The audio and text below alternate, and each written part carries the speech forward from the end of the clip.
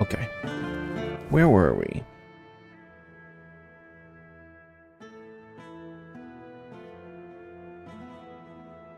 We're not going there.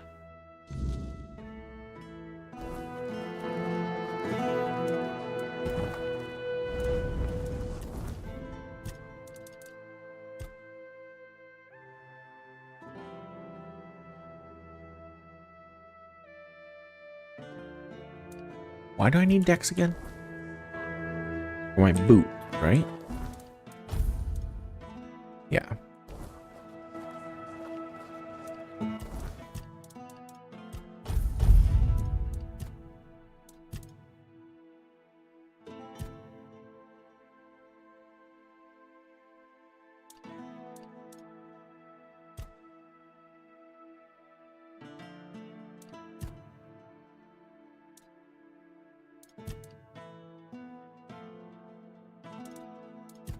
We can go with armor.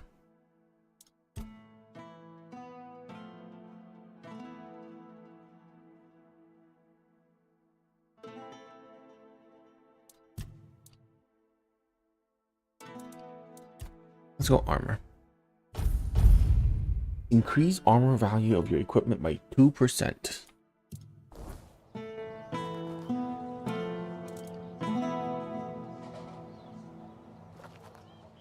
Okay.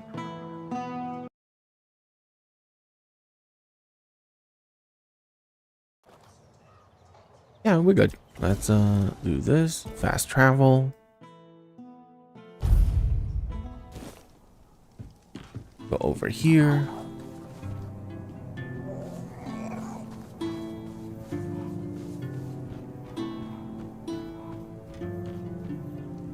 You are back.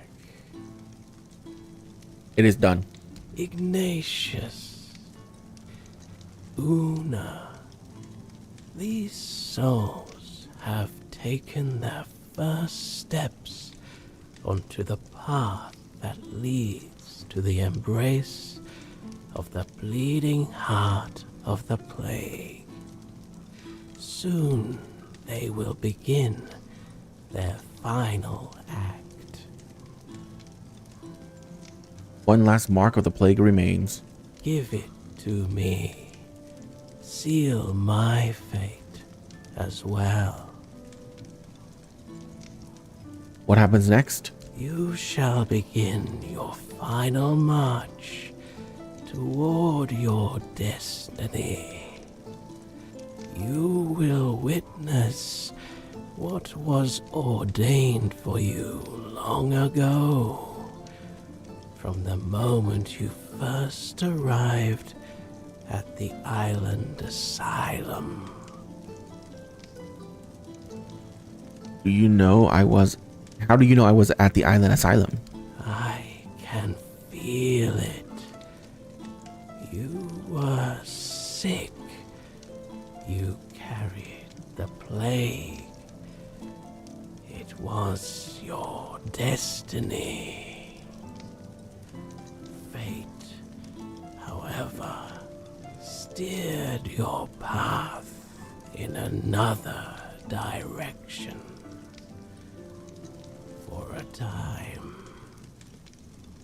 Yet here you are, a lost child, making its way home. What will happen to you? Like Una, I shall find silence. I shall finally catch my breath. I cannot wait for that moment. Here you go. And so, my final act unfolds. Let us close our eyes together.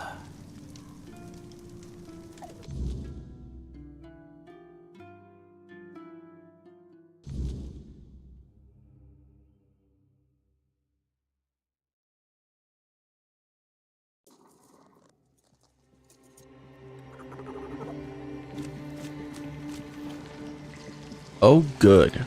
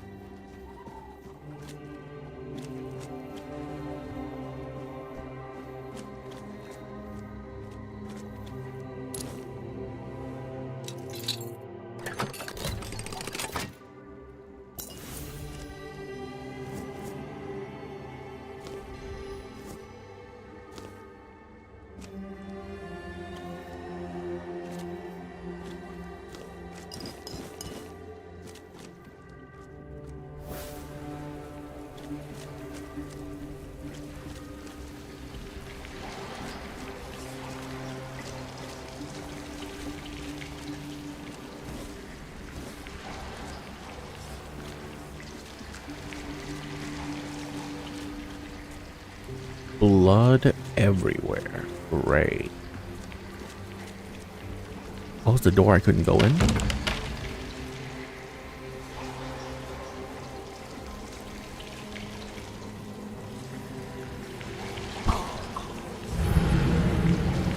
Really?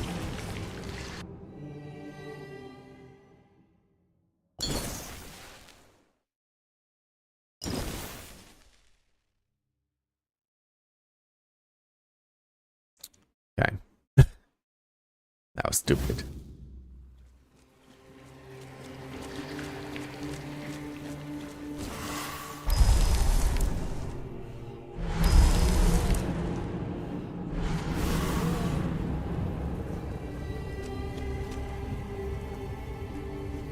Wait, why?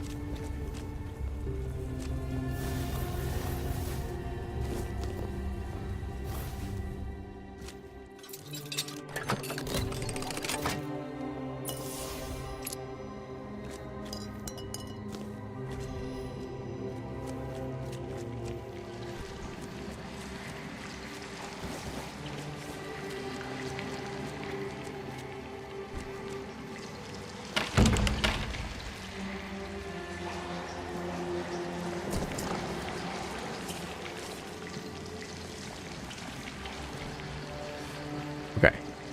Okay, why do you have collision?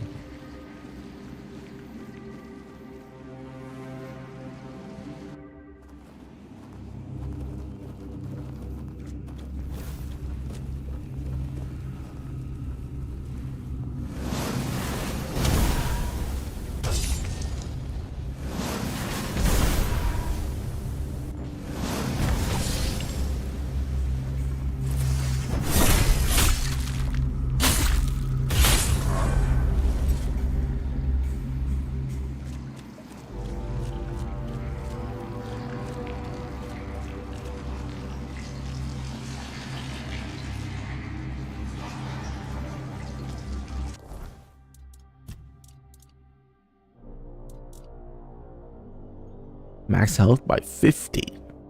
It's pretty good.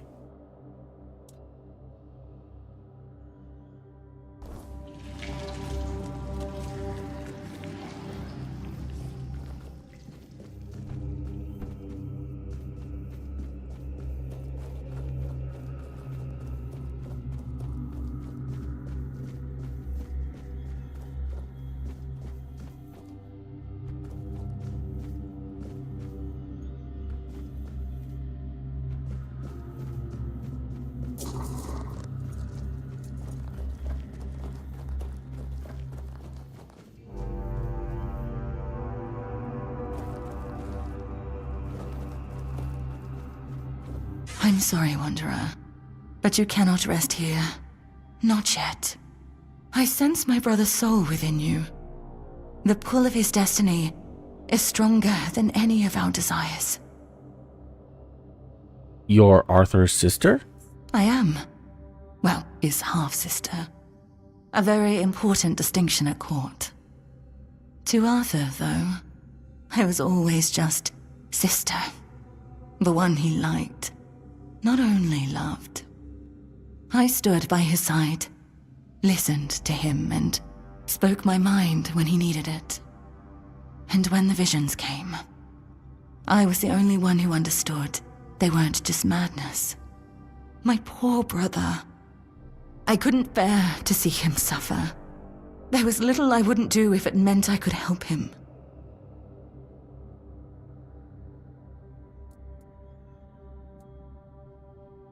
What visions are you talking about? They came with the plague. The land was ravaged by sickness, and Arthur's mind was plagued by waking nightmares. He heard a voice, clear as any other, calling to him, relentlessly, day and night, begging him to return to Avalon. Oh, but how does one return to a place they have never seen before? He'd come to me in the dead of night, afraid he was going mad. But I knew better. I heard it too, though faintly. To me, they were merely echoes of a distant despair. And did you manage to help your brother? In a way, I think I did, but even now I'm not sure. I followed the visions, though most of the court thought I'd lost my mind, or that I'd secretly caught the Red Death and it had taken over my senses. Sir Estor was one of the very few who believed me, and the only one brave enough to join me on my pilgrimage to a plague-ridden land. The visions showed me a place of beginnings, bathed in creeping scarlet. So, that's where we went. What do you find? The bleeding heart of the plague. With every step, the voice grew louder. And when I finally saw it, it felt as though it was beating inside my own chest. Each heartbeat was like a knife twisting, a festering wound that could never heal. That's when I understood. The homelands are lost, and Avalon is truly our only salvation. Can you tell me more about that bleeding heart of the plague? There was something almost human about it, and yet it was so terribly alien. It was like staring at your own reflection in a distorted mirror. Everything seemed familiar, yet profoundly wrong. I've had centuries to reflect on it, and I think I've almost uncovered the truth. A truth that's both simple and devastating. The heart is a grief made manifest. The sorrow of a mother who lost her child. So the heart, the grief, and the plague are all interlinked with each other? Undoubtedly, yes. These are three aspects that could not exist without one another. There was a heart, struck by immense grief. That grief gave birth to a force as untamable, as relentless as the plague. I believe that there's no cure for such matters, except time. And time is a luxury only we humans have. Is there anything that can be done about it? I don't know. I thought leading Arthur to Avalon would keep us safe. But then it followed us here, too. I'm not sure there's anything we can do to cure a bleeding heart. For a being that exists outside of time, with only a rudimentary grasp of mortality, there's no such thing as an end. I doubt she wants everyone else to suffer with her. She just doesn't know how to stop. So, you seeing the heart was why you left homeland? I saw that staying meant death for all of us. Nothing in the homelands could stop the plague. And the voice, it kept calling night and day, promising safety on Avalon shores. Arthur once told me it sometimes felt familiar to him, though he could never say why. Even then, he wasn't sure if he could trust it. But after I returned with Estor, he didn't hesitate anymore. We sailed for Avalon, and the voice led us straight to its shores. Are you a prisoner here? You could say that. One way or another, Every prophet becomes a captive to their followers. Some chains are just more visible than others. The Red Priests like to call me theirs. So, theirs I must remain. How do you end up becoming the prophet of the Red Church? After we left the homelands, people started listening to me. Not just to my brother. It was terrifying, stepping out of his shadow. But I did my best to guide them. You see, no one becomes a prophet on their own. They're made by the people who need someone to follow. I became what they needed. Sometimes a guiding hand, other times a whip over their heads. What should I do now? Keep going. Take it from someone who has lived far too long. Some decisions are out of your hands. You just have to make the best of what's left. You'll do fine. You're in excellent company, after all. And, Arthur, I'm sorry I can't stand by your side this time. But know you're always in my heart, brother. This is for both of you. May we all find peace at the end of this path.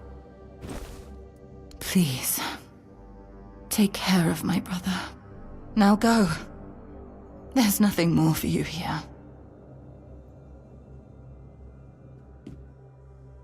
Okay, that was a pretty interesting and kind of important side quest or lore that was placed inside of a very minor side quest.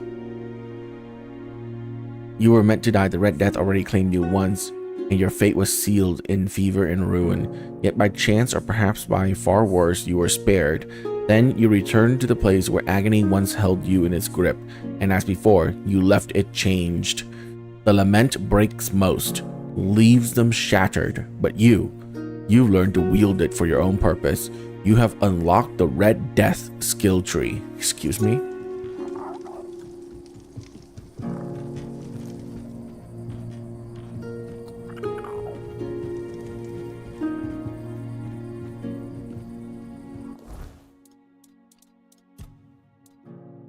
Critical damage. Oh, below max health. I don't really care about that. Skill tree. Red Death. Are you kidding? Cannot lose more than 50% of your max health from a single hit. Prevents death once. Renewed after resting by a fueled bonfire.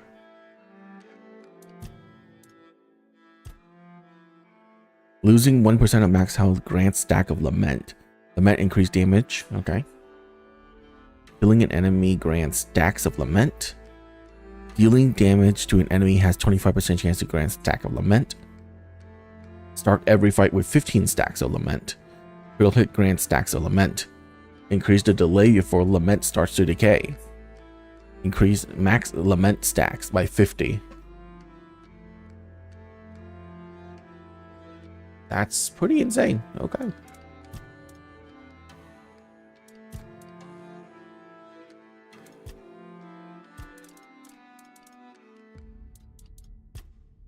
Perfect obedience and unwavering loyalty unto death and beyond.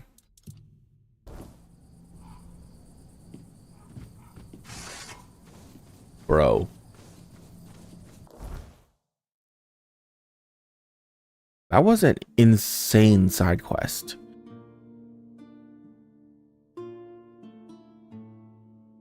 And yeah, that was just a side quest. What?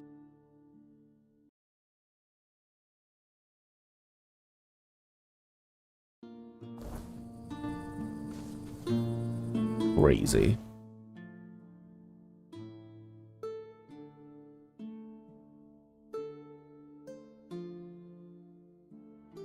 I need to go to this lake.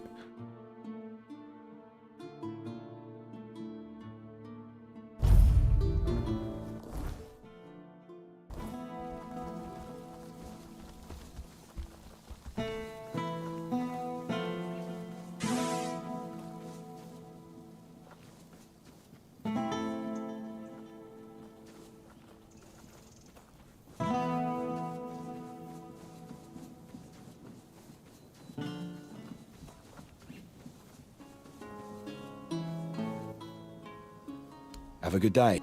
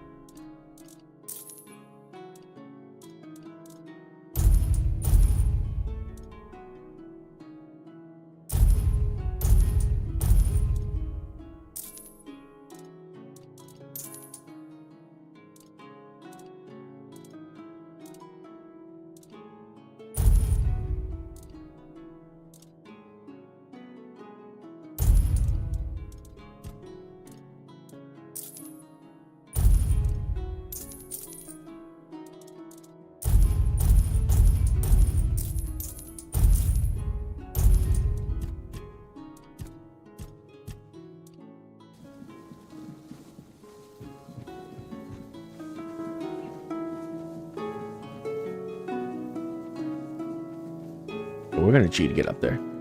I ain't jumping. I mean, I'm not walking, is what I meant to say.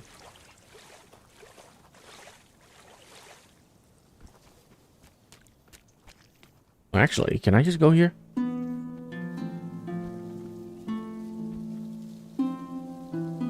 The answer is yes. I don't know why it kicked me off the edge there.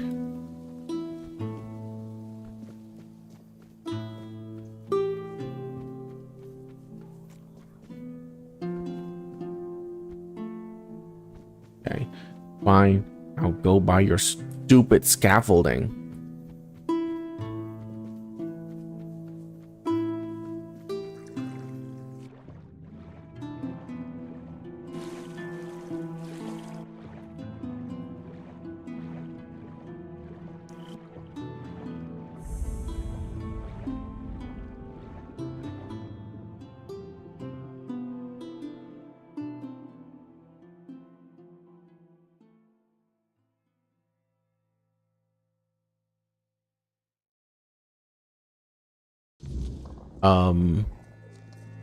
Spirit skill tree? You mean like in combat?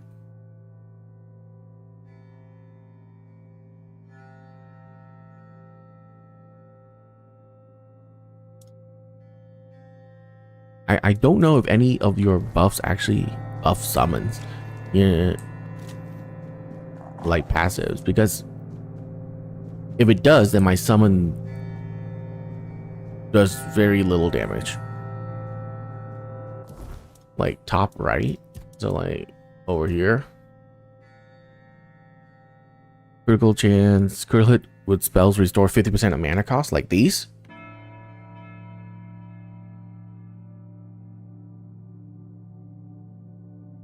No, does not. I can almost guarantee that does not.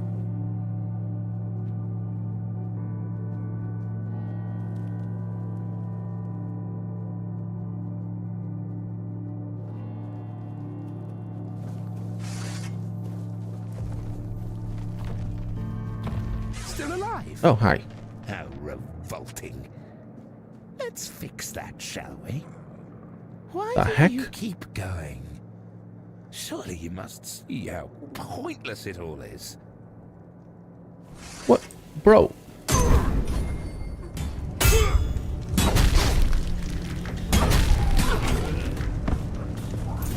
Rude. What did I ever do to you?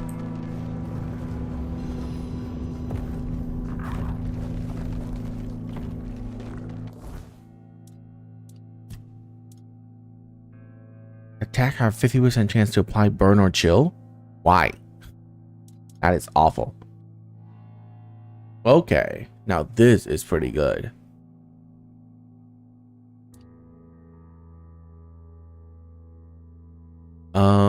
This is terrible. I don't think anything is going to be better than Raps of the Waning Moon for like damage.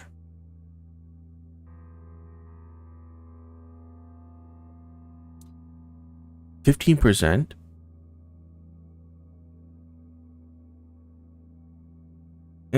We'll have to see how it upgrades. Because my armor has a +9 and it's 39. So base is 30%. So it's already pretty good. It needs to be upgraded 10 times for it to be equal to this armor base. It does start off at higher armor, but we don't really need armor. Yeah, no, this set sucks.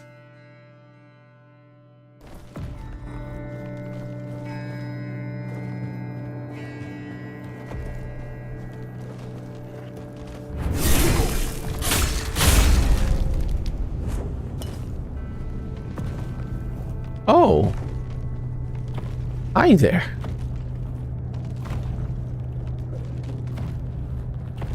Tell me I get to fight that, because that would be awesome.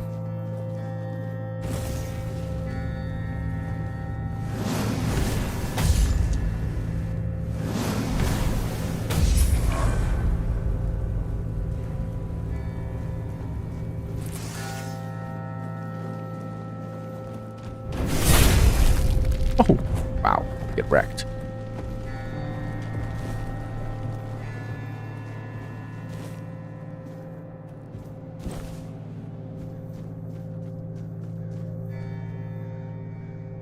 Okay, this place looks awesome.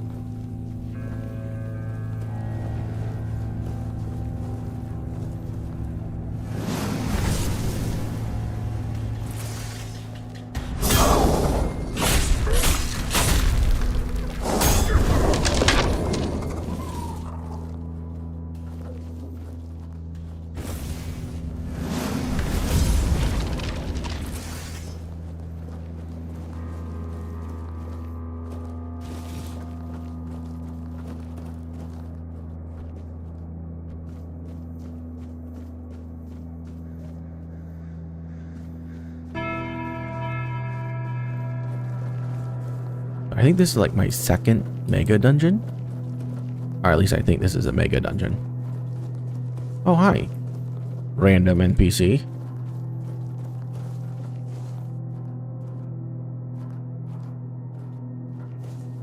Ah, you're not one of the rats scurrying about this place. Truth be told, you don't seem to belong here at all. Perhaps you shouldn't be here, eh? But in the grand scheme of things, it's none of my concern. Do you need something?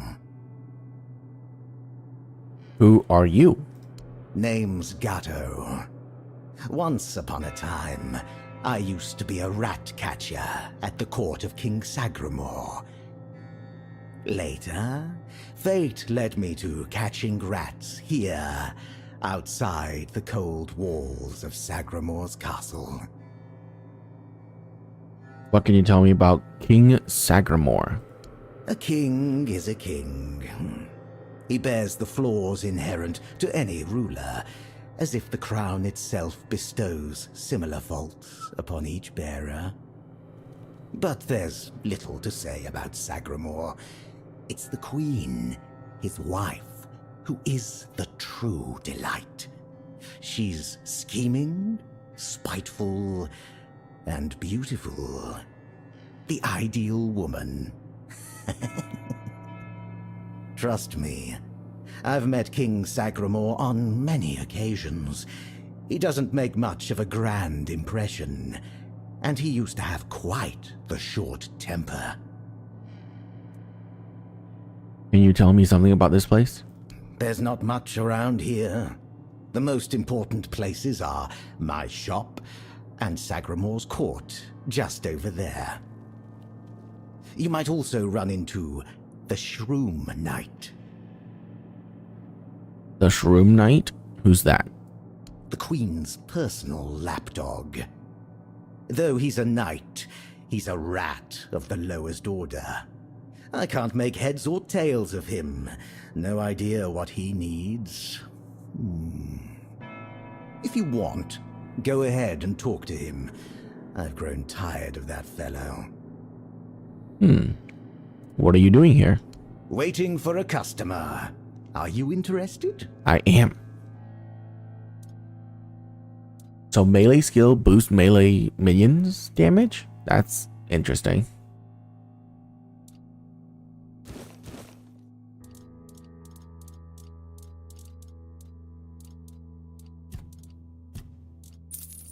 Oh, I forgot to put these in my box.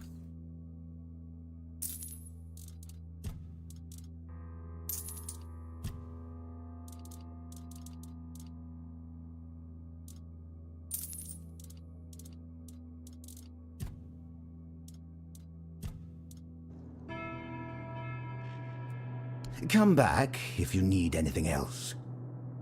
Okay.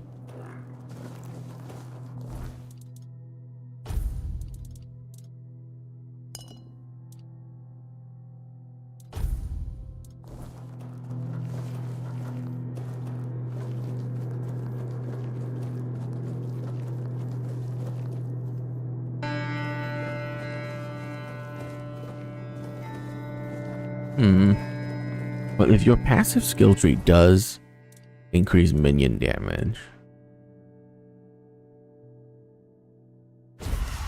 like for melee minions and stuff like that, then I have to imagine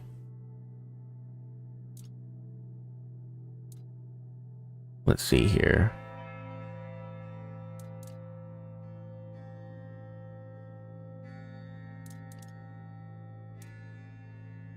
Yeah, then battle mages has to be better than assassin,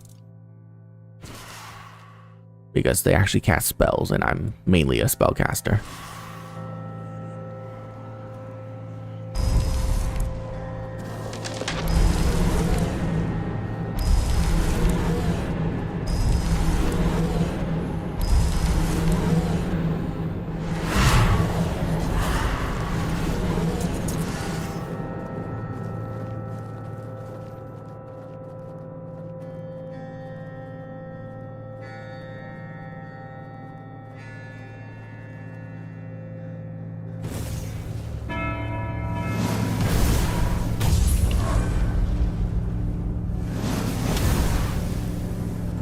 Oops. There you go.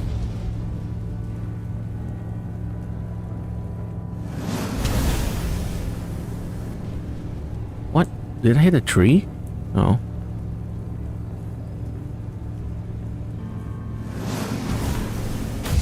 Oh, there you go. Got him.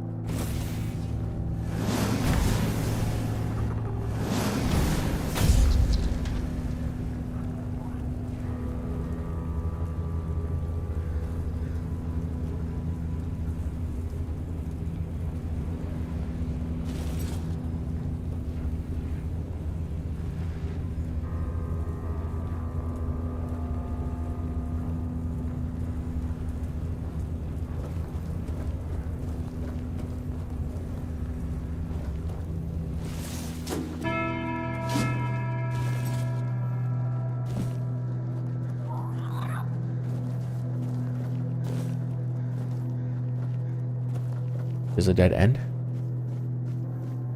Okay.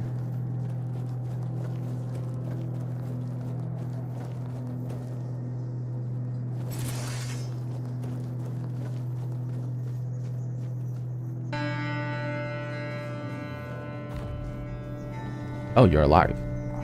Greetings to you, strange soul. You carry a light that doesn't belong to the Sagramor's realm. You're not from here, are you? I fear, then, that you won't be able to grant me absolution.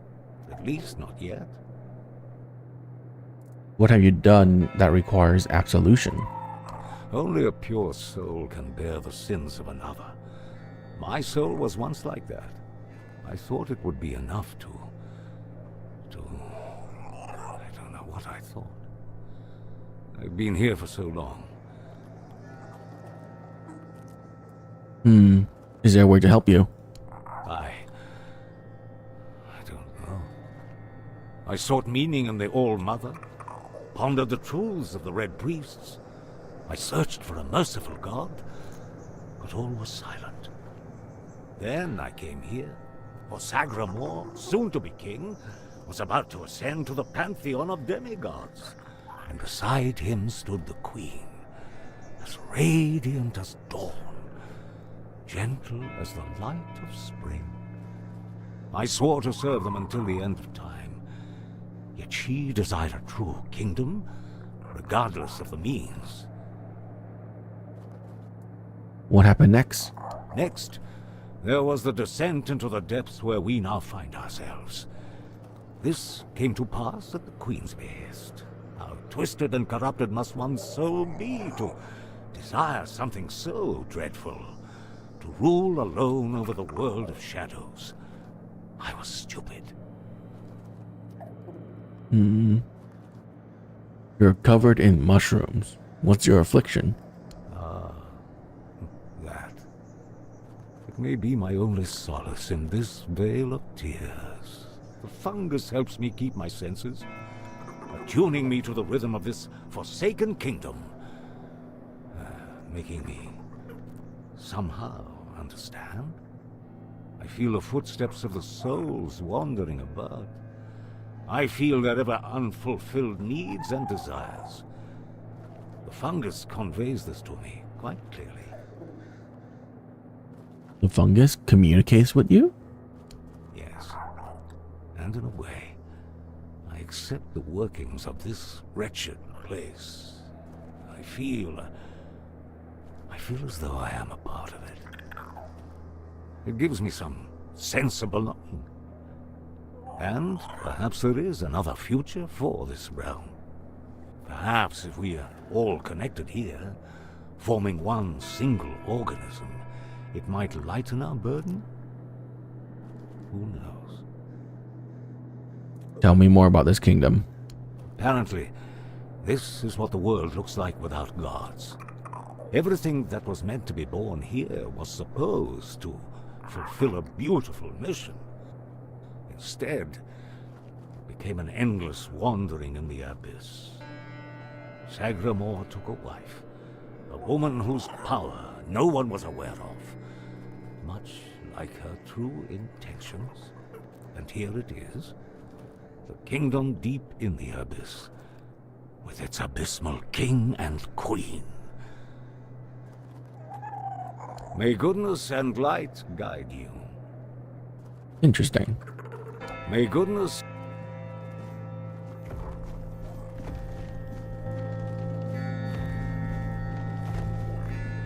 Huh. Well, I'm not gonna kill him for no reason.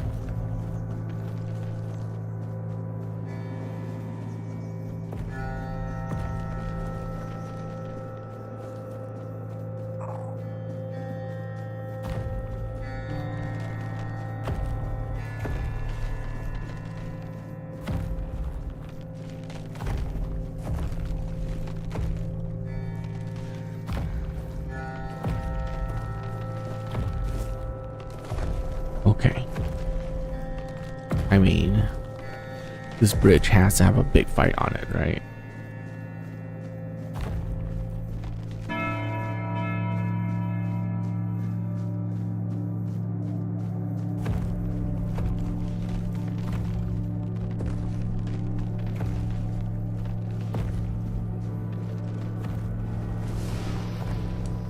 Oh, I thought so. Skeleton Archmage. Hi.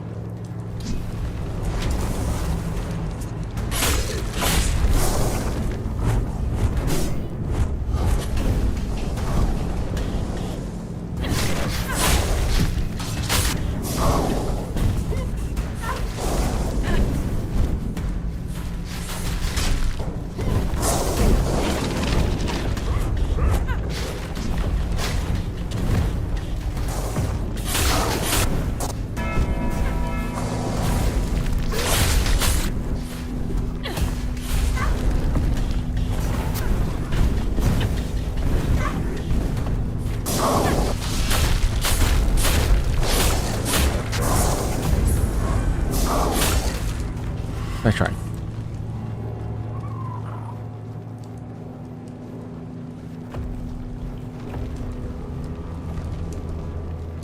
I swear I'm a caster, guys.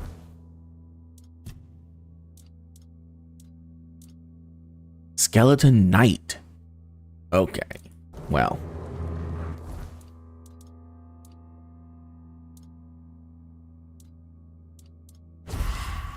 We gotta try that.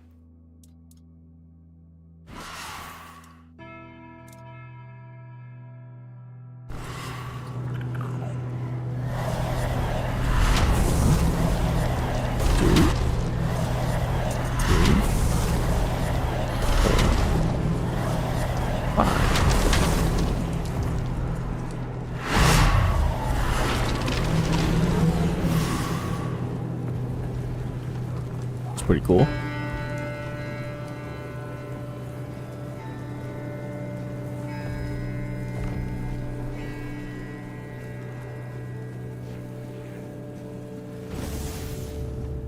I mean, I spec so much into casting that I'm just very strong when it comes to spells, which is why I use melee.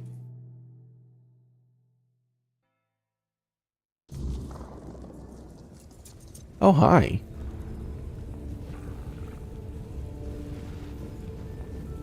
Ah, a new guest in our court. Welcome, stranger, to the humble halls of King Sagremore's castle.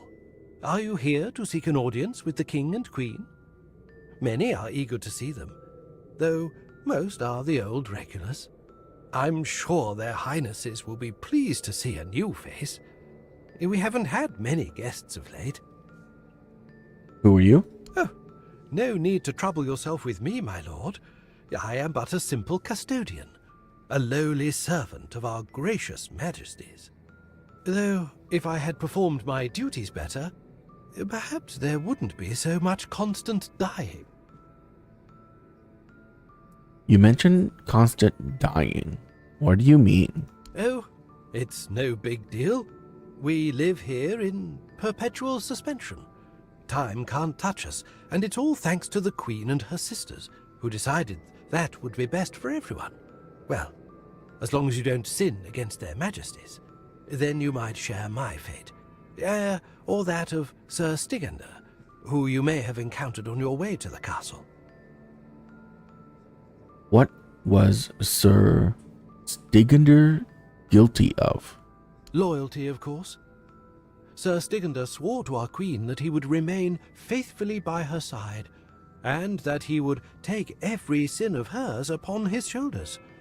That was a very unfortunate pledge, as it later turned out. Now our brave and loyal Sir Stigender is atoning for sins that aren't his, but breaking his vows would be a sin in itself, requiring even more atonement. It's a no-win situation. But such is our fate.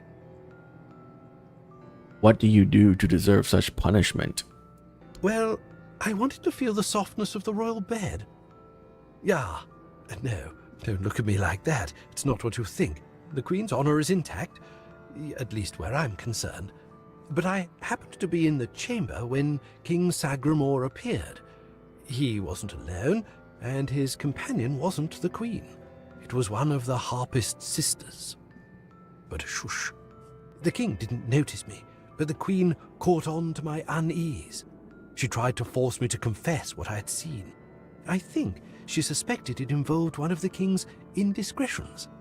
In the end, I was the one who paid for his sin. Oh well, it's the lot of servants to bear the burden of their lord's transgressions. Will the king and queen grant me an audience? Oh, I'm sure they will. But you might have to wait a bit. The king's schedule is completely full for the foreseeable future. And, before you ask, no, there's no way to speed it up. King Sagramore is very particular about treating all his subjects equally. Unless you're aiming to become the court jester, there's not much I can do to help. Though, now that I think about it, perhaps if the Queen's sisters put in a good word for you, you might just get to the front of the line. Okay, tell me about the queen's sisters. Oh, that would be Miss Claire and the midwife. Should I elaborate about the royal family in any particular order? Claire? She's the youngest of the sisters. She used to be so sweet and innocent. But now, well, I shouldn't gossip. I'm already trying to make up for that. Just know that Miss Claire isn't a bad person. She became envious of the Queen's love for the king and ended up chasing after boars who never really returned her feelings. I don't know much more than that. Talking to Miss Claire is rather, difficult. You'll see what I mean. What about the midwife? She's a wonderful woman, completely dedicated to family. Her life's mission was to bring a child to the royal couple into this world. She loves all the royal children. Unfortunately, none of them are, suited to inherit our kingdom. You'll be fine, as long as you don't insult her family. Where can I find the queen's sisters? I'm glad you asked, my lord. All you need to do is kill me, and the keys to the sisters' chambers will reveal themselves to you. What, kill you? Yes, exactly. It's no big deal. I've died thousands of times. That's just how it is for me. Ever since Sagramore's kingdom was established, I've been the keeper of the keys to all the chambers in the castle. And with magic, when a spell says, "Guard at the cost of one's own life," well, it tends to take that phrase quite literally. If I died forever, I wouldn't be able to guard the keys anymore, right? So I come back to life every time someone needs a key from me. That's just how things work around here. Hello again, my lord. Have a splendid time at King Sac... I mean, I can't pickpocket you.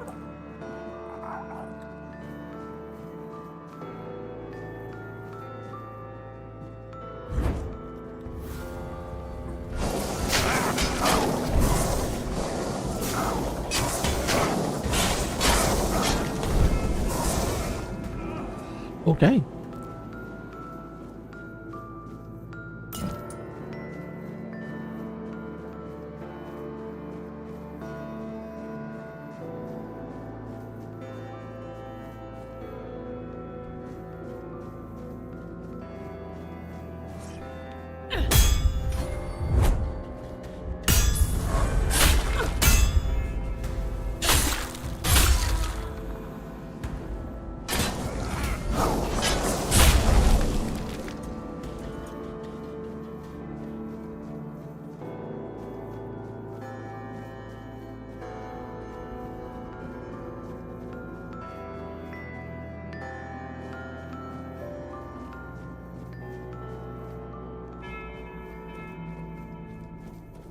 I'm gonna try going without killing him.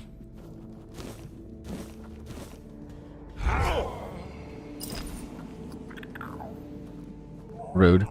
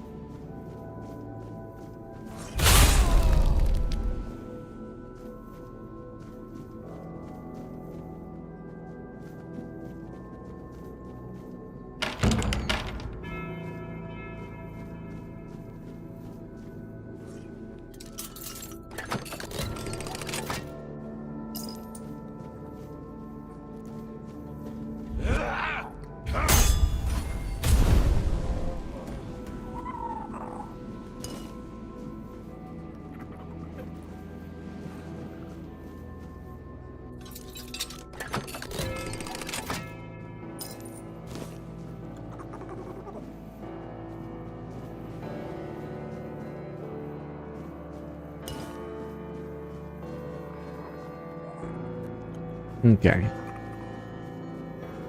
So there's not much I can go anymore. Let's go up then.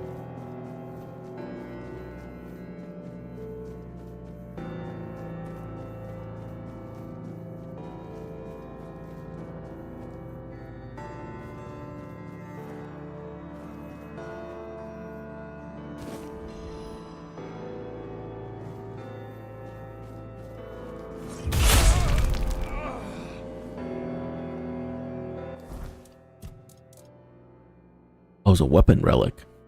Critical hit applies haste.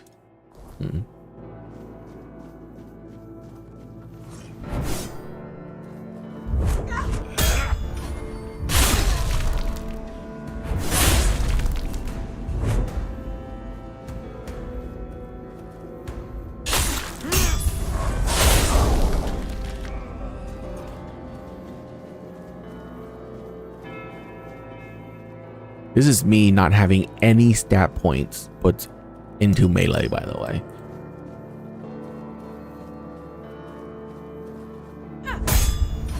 Well, except for parry. I guess I did level up parry.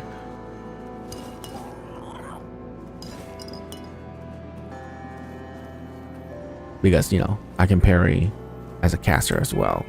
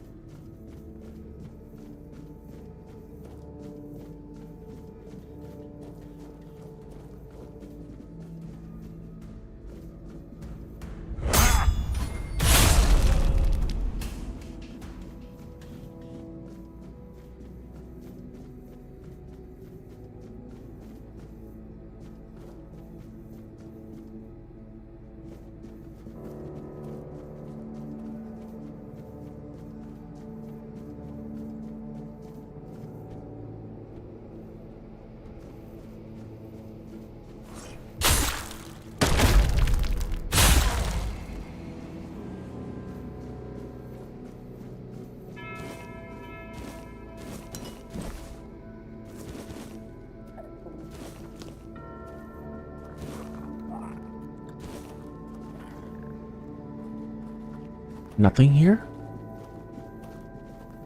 Okay.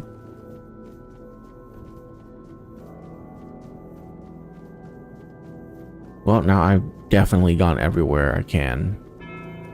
So I really do need to kill him, huh?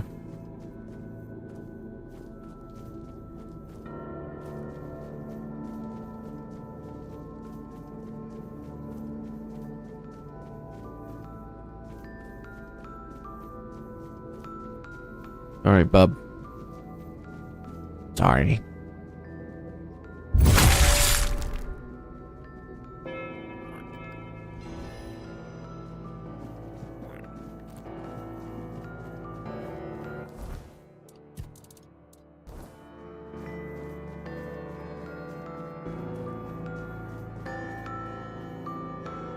Lock seems to be broken.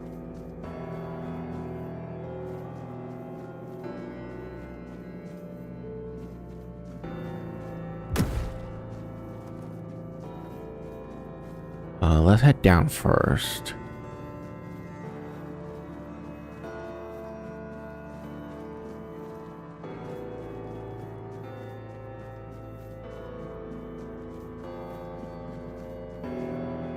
Oh.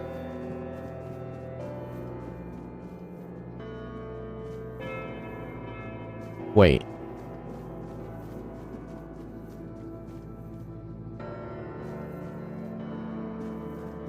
So going down leads nowhere then.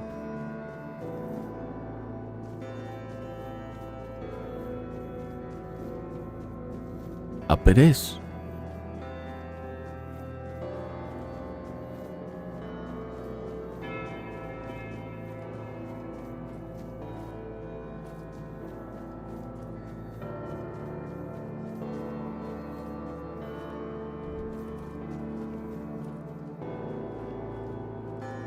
Claire's Tower.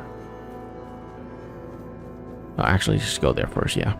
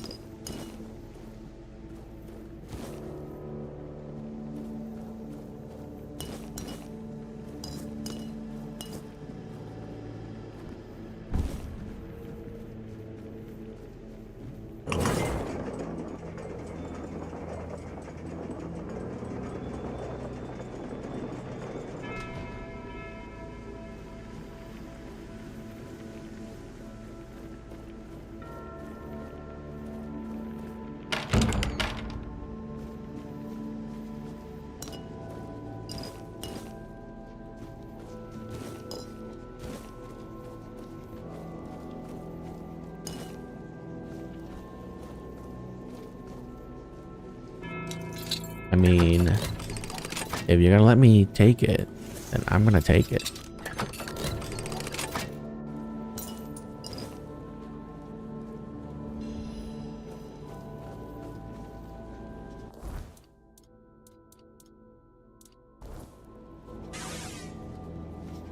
Boss. No, not Boss. Boss in the letters. The letters to Boss, to beloved.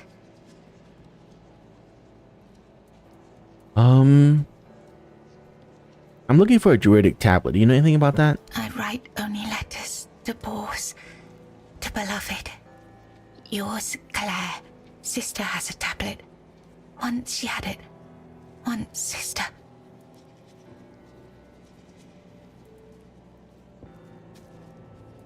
Where can I find your sister? In Sagramor's arms. Once.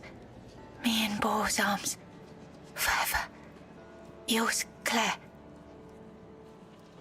What letters? These, all of them, I write. How long have you been writing them? Letters to beloved Boars, I write. My beloved. My dearest.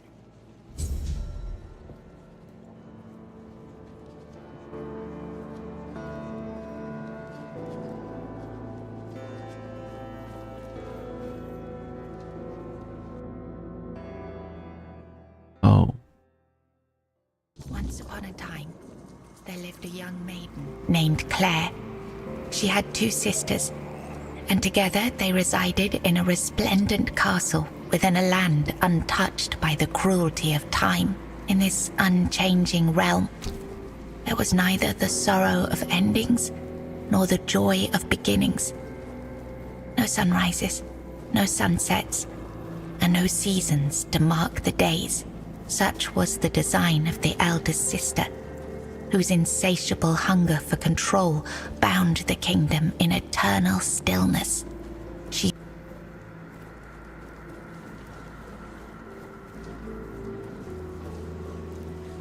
It was the height of summer when young Bors first laid eyes on the maiden of his heart.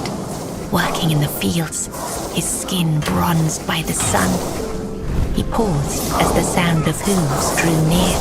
A lone maiden approached, her hair shimmering like spun gold, her cheeks rosy and her waist snugly drawn into a spring green corset. While the other peasants bowed their heads, Bors stared unabashedly. Sensing his gaze, the maiden turned sharply, startling her steed. The horse reared and she tumbled from the saddle, straight into Bors's waiting arms. Their eyes met, and in that instant, the maiden felt herself lost. A warmth bloomed upon her cheeks, but a deep foreboding stirred in her stomach. for she knew there would never be another man who could claim her heart so completely. From that day forward, she rode past the fields daily, offering Bors water and sharing quiet moments beneath the shade of a willow tree. Days stretched into nights, and the two surrendered to love. But one day, as the maiden passed the field, her beloved Bors was nowhere to be found. She waited beneath the willow until darkness fell and reluctantly returned to the castle. The next day, and the one after that, she returned. But Bors never did. Summer turned to autumn, and the maiden ceased her rides. She withdrew into the shadowed stillness of her tower, her heart heavy with unending sorrow. Unbeknownst to her, Bors's bones lay bleached and brittle beneath the sun, hidden in the very field where their love had bloomed. For in Sagramor's kingdom, no crime was graver nor punishment swifter than love.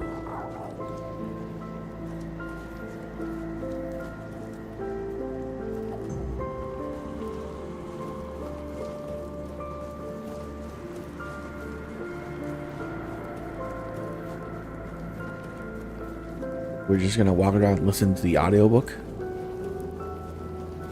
I can deal with that.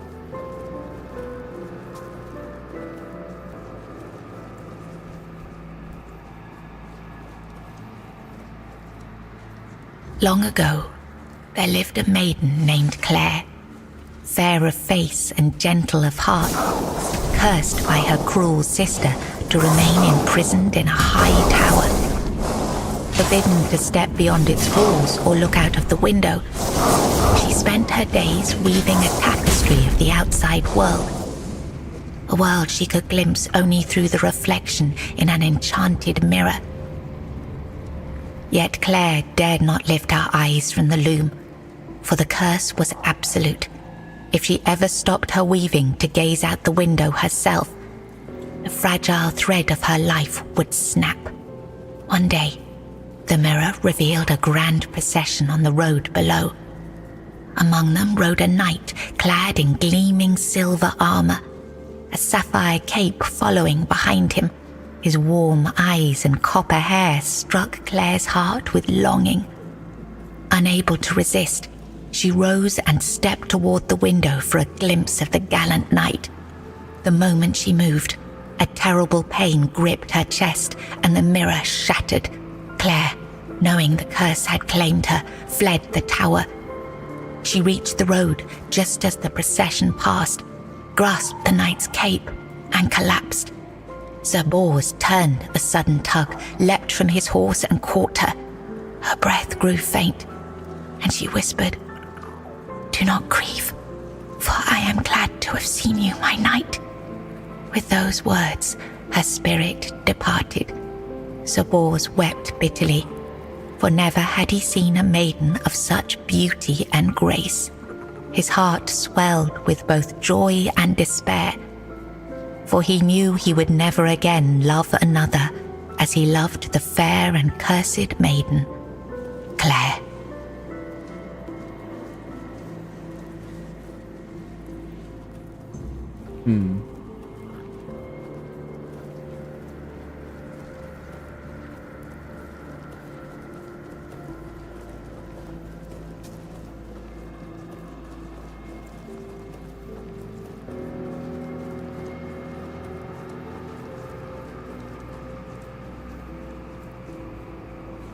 In the days of King Sagramor, there lived Bors, a wandering minstrel whose songs were famed for their beauty and sorrow. Among his melodies was one that bore the weight of his heart, the ballad of a lady named Claire. Claire, a noblewoman of unmatched grace, had been betrayed by her jealous sister, who sold her to a rival lord for power. Locked in a distant tower, her pleas for rescue went unheard. But Bors, who had once sung for her in her father's court and fallen deeply in love, learned of her plight and vowed to save her. He journeyed to the castle where she was held and sang beneath its mist-shrouded walls each night, hoping she might hear him. At last, a faint voice joined his song. Claire, her spirit unbroken despite her captivity, determined, Bors devised a daring plan. Each evening he sang in the castle hall, lulling the court into an enchanted trance. When the moment was right, he slipped away to free Claire. Together they fled through shadowed halls, hearts pounding with hope. But as they reached the forest edge, disaster struck. The alarm was raised, and the guards gave chase. Armed only with his loot, Bors faced the guards to protect Claire. In the struggle, he was struck down, his body falling beside his broken loot. Claire was dragged back to the castle, her heart forever bound to the minstrel who had died for her. That was sad. All of these are pretty depressing.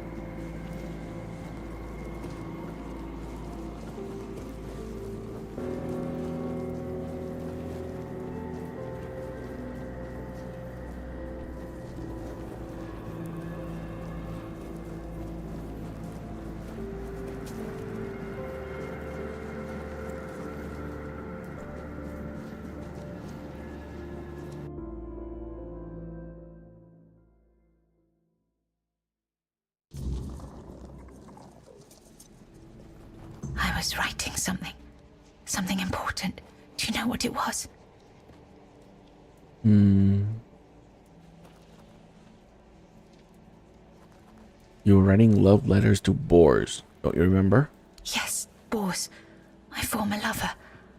I have fond memories of him. You seem madly in love with him. Really? Perhaps that was true once.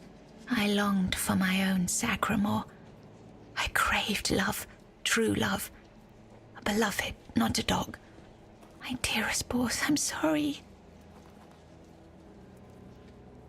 Tell me where he went.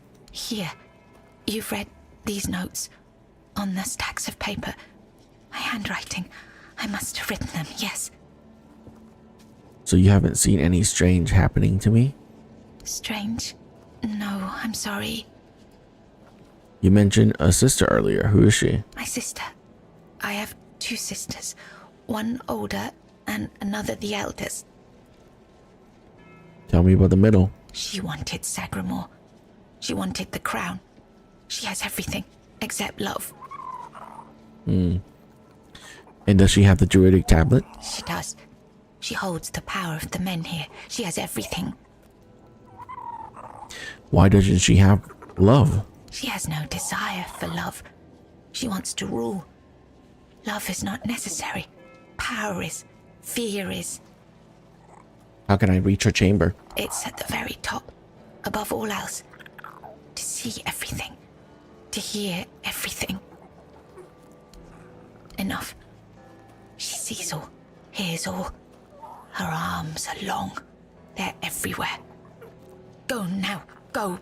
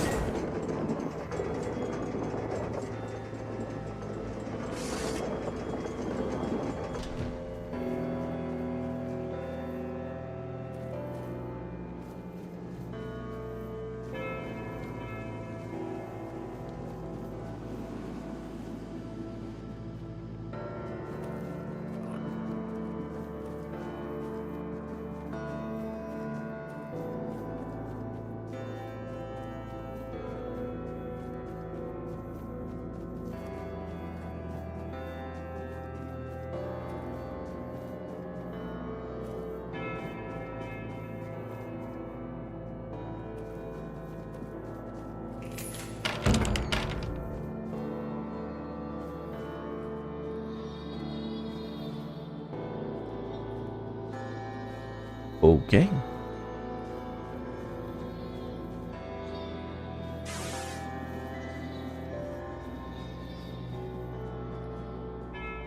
Who goes there? Are you here to see the children? Oh, my sweet babies. I lost them. I lost them all before they even got here.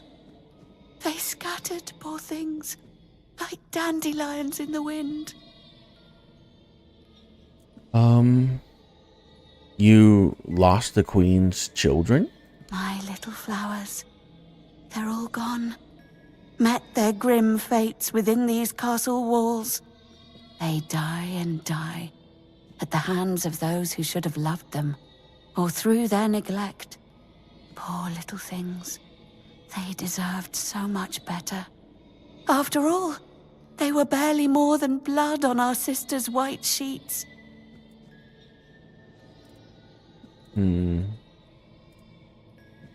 I hope you help me get an audience with the queen. The Queen? She wants nothing to do with me. I failed her so terribly that she no longer wishes to see me. I've fallen so far from her good graces. But I will make it right. You'll see. I just need the children here, safe and sound. Maybe when she sees them, even as they are, she will love them just as much as I do.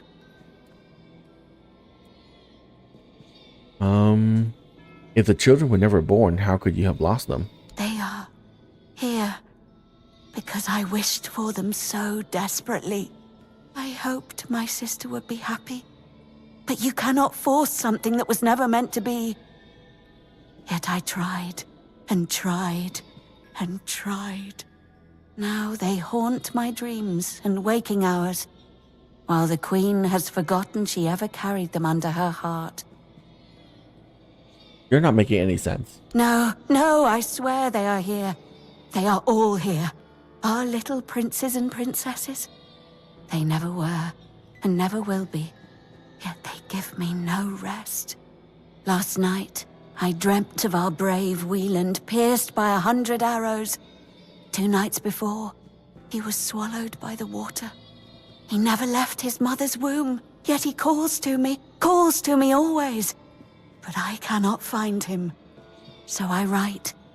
I write when he last showed himself to me, so I'd know, so I could go to him if I ever had a moment of peace.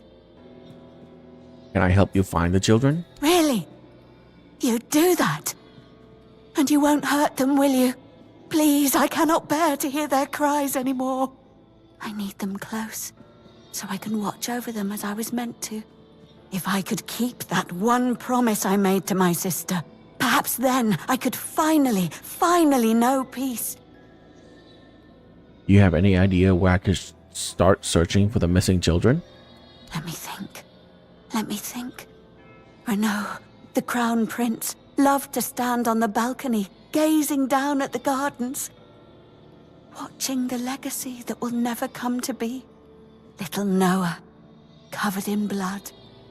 His mother would wash him again and again, scrubbing endlessly. It feels like he rarely leaves the bathtub.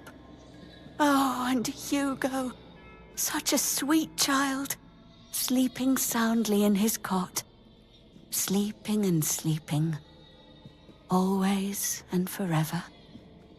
He has his favorite lullaby.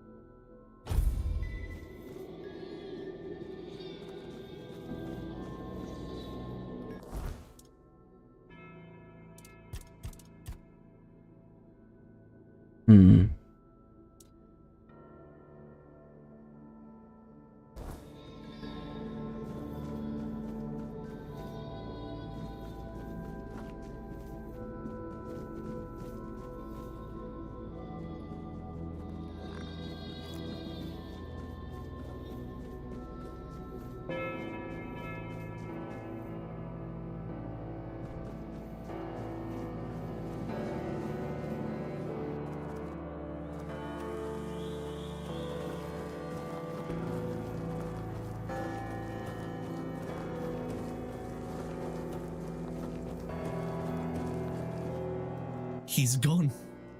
Young Prince Renard. Oh, by the gods, lost for good this time. The midwife will wring my neck with her bare hands. I can't. No, I won't go back to her like this.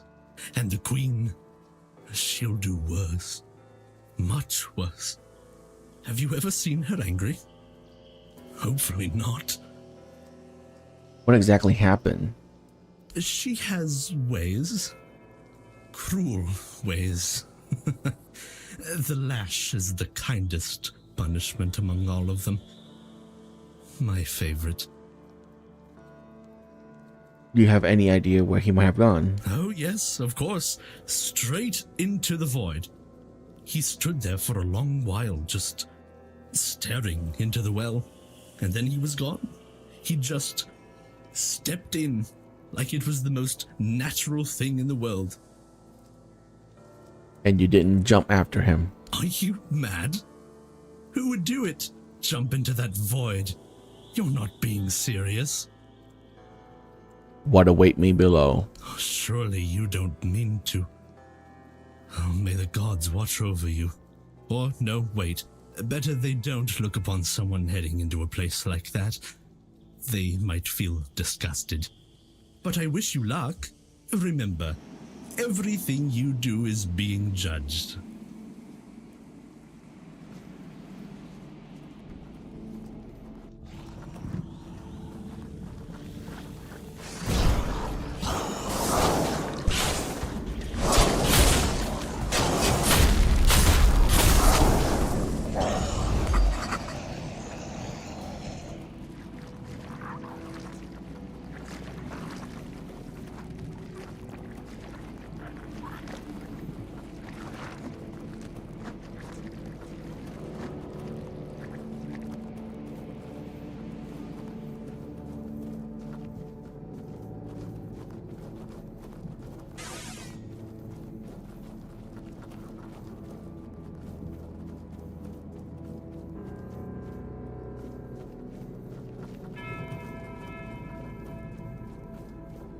Did the midwife send you? Or was it that coward who's supposed to be keeping me under their heel? Why did that thing attack me? Don't take it personally. You're not that special. Nobody is.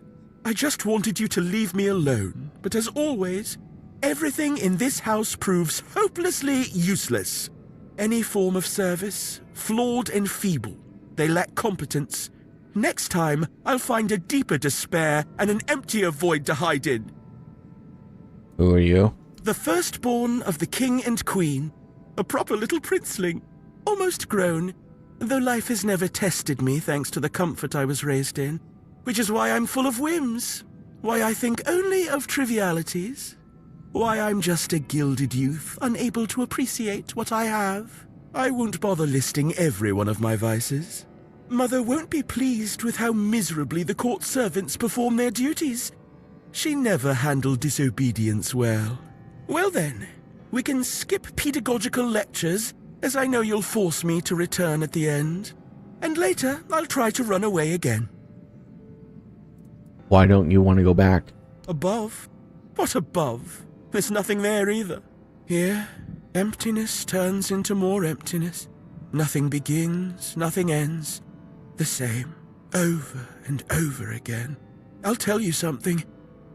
This place, all this darkness and silence, is no different from what awaits us in the gardens, the halls, or the chambers. Your mother never handled disobedience well? What do you mean? Of all my mother's obsessions, control is her greatest. Everything must bend to her will. That's why I take so much pleasure in defying her. Poor father, letting her trample him like that. It seems a crown on a man's head weighs him down and dulls his mind. The charms of power. Tell me more about your father. They say I take after him. Look closely, and you'll see all you need to know. How pitiful I must be then. Time to go back. Spare yourself the trouble. You don't have to drag me by the hand. I know the way back. The Queen's little lapdog. Phew.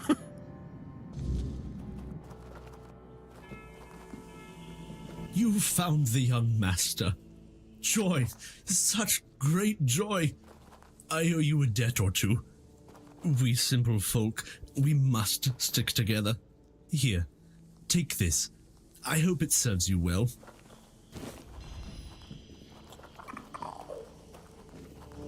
Eternal Guardian Seal? Oh, max HP.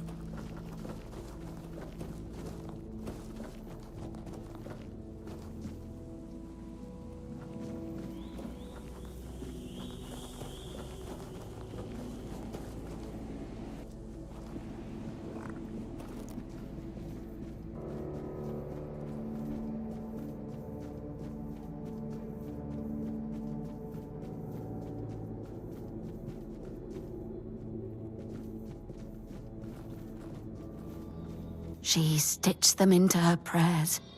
Yet the gods, they should have been kings and queens.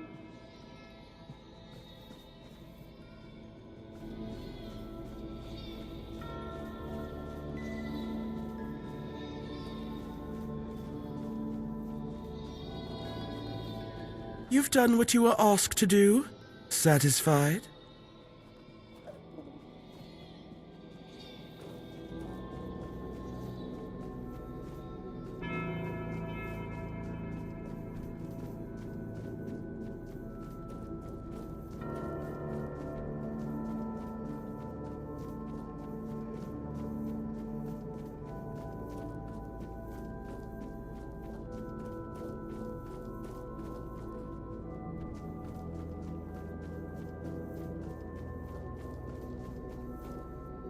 Okay.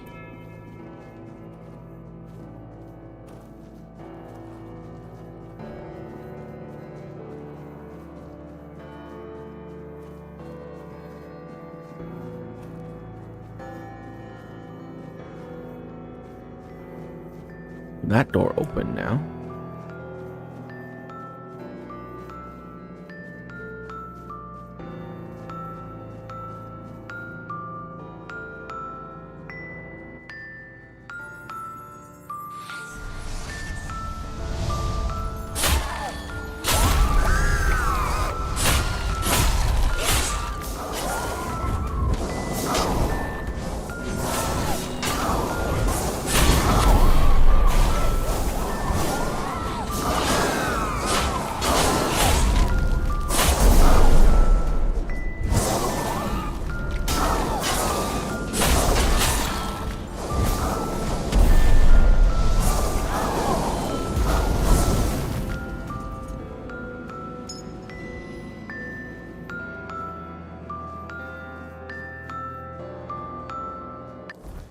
That was the hardest fight in the game so far.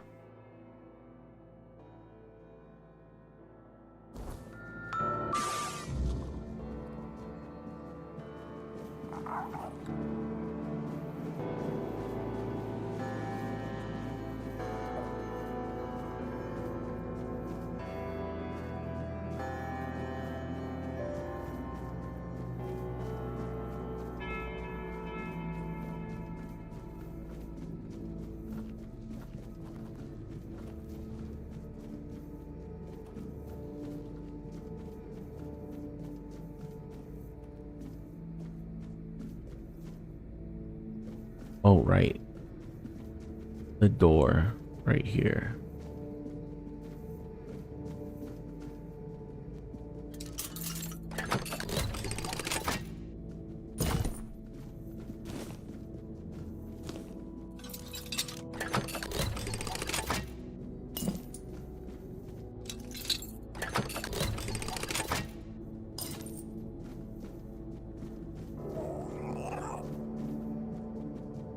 Why did you kill me?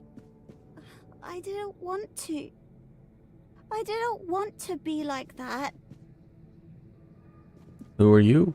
Mum, she used to call me Little Fish sometimes, when she was in a good mood. But when she wasn't, she'd call me Bastard, Misfortune, or Mistake. Once, during a bath, I cried that the water was too hot.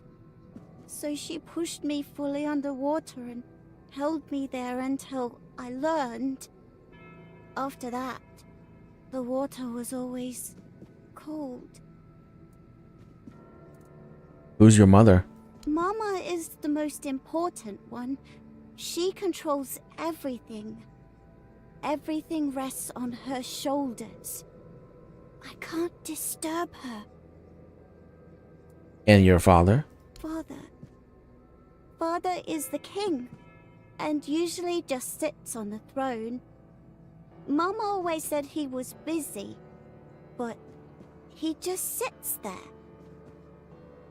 What happened to you after you died? Then I was here, sitting in the water, and I never cried again.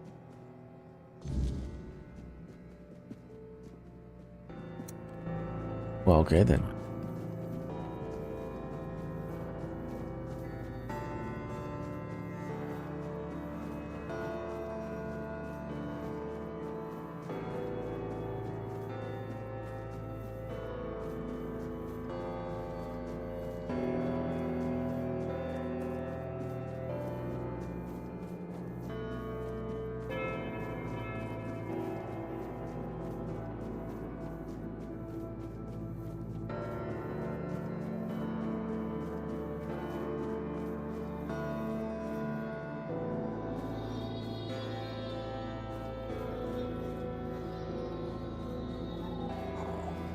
They are here. All of them. My sweet little petals. I'm so sorry. I should have tried so hard to bring you into this world. But maybe now we can set you free. You will help us, won't you, stranger? Well, tell me what happened here. Fate has made a mockery of us all. Our deepest desires have been laid bare, twisted into instruments of our torment. Take these poor little creatures. They have no place in this world, yet they are forced into it and out of it, again and again. But our sister wished for them, and here, her word is the only law.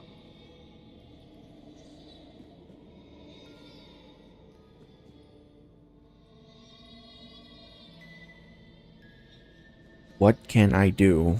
My sister's reign must I end. didn't even see that option there. It's brought us horror upon horror, all because of her fear and obsession. She thought she could forge fate with power, but she was wrong. Fate is inevitable, and the one she claimed was never hers to begin with. Yet we are the ones who suffer the most.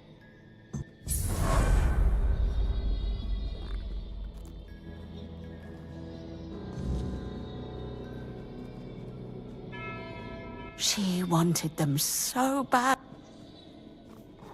Go away. Oh, hi.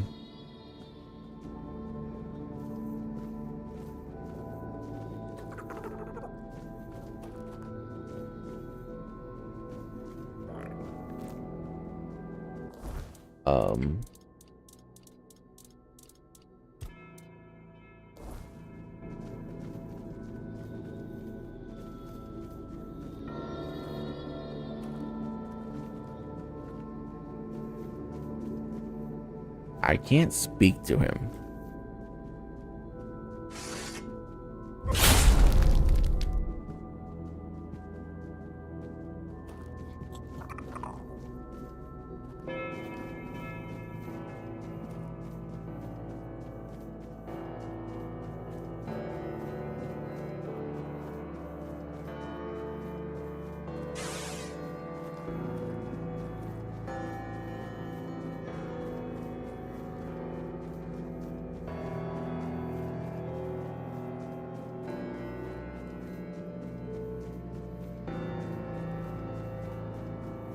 Weird. Hello again, my lord. Are you ready for your audience with the king and queen? What will it be like? Nobody knows. The king and queen haven't granted an audience to anyone in years. All these poor, lost souls will never get their turn. only Stygander and I are aware of the passage of time. The rest are stuck, frozen in the moment. But we're not allowed in the throne room, so we have no idea what's going on with the king and queen. If I were you, I'd be sure to mind your manners and follow every order, for your own safety. Tell me more about the queen and her sisters. Ah, I see you're trying to coax a little gossip out of me. I appreciate the effort. You're the only one around here who can hold a normal conversation. Not many people know that the 3 sisters are Bandrui, female druids. Interesting, isn't it? Not all druids allow women to engage in their noble profession. They didn't care, though. They did their work, and they did it well. One day, they delivered a prophecy to Sagramore, telling him he was destined to be the next King Arthur. Our king took their words to heart, and made one of them his queen. The other sisters helped the queen maintain the kingdom in its current state. It's not for me to say whether it's right or not. I know my place and the role I've been given.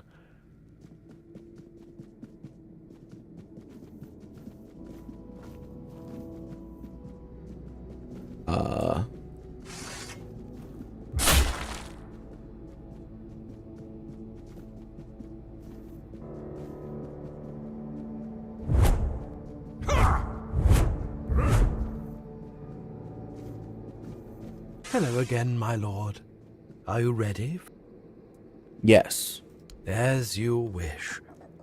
Here is the most precious of all keys. It will open the doors leading to the throne room. Oh, and you might have an occasion to see the royal chapel. Please, don't forget us. Damned for all eternity.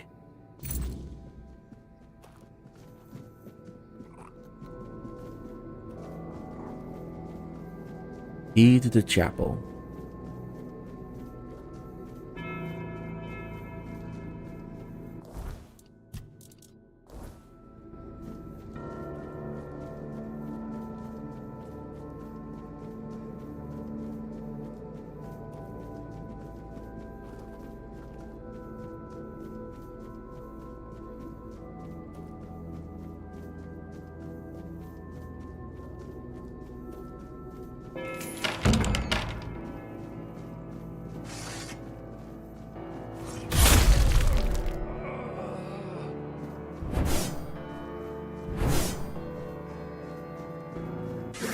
Change.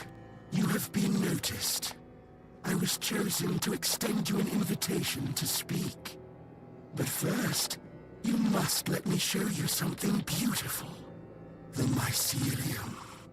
Do you agree? Who are you? My role in all of this is insignificant. I am but a small part of a greater whole. Invitation to speak about what? I am not the one who can give you that insight. You will learn everything during the conversation. I promise that nothing will be hidden from you. All right, show me. Splendid.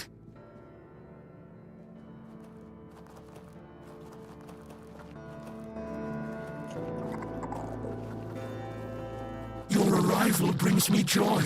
It means this place might have a better future. Welcome. What do you want? Your arrival has sparked real change in this place. For the first time in centuries, I have no doubt this change will only deepen. But I want you to understand what you will bring about. The curse of this place will be lifted. However, with its disappearance, all the inhabitants of this place will die, against their will. There is, however, an alternative. Tell me more. You will go to my home, the place that is my core, and you will take a part of me.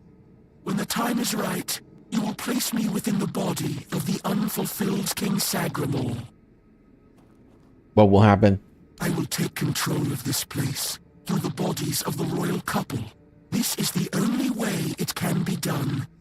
The king and queen are inextricably linked to the origin, the present, and the potential future of this place.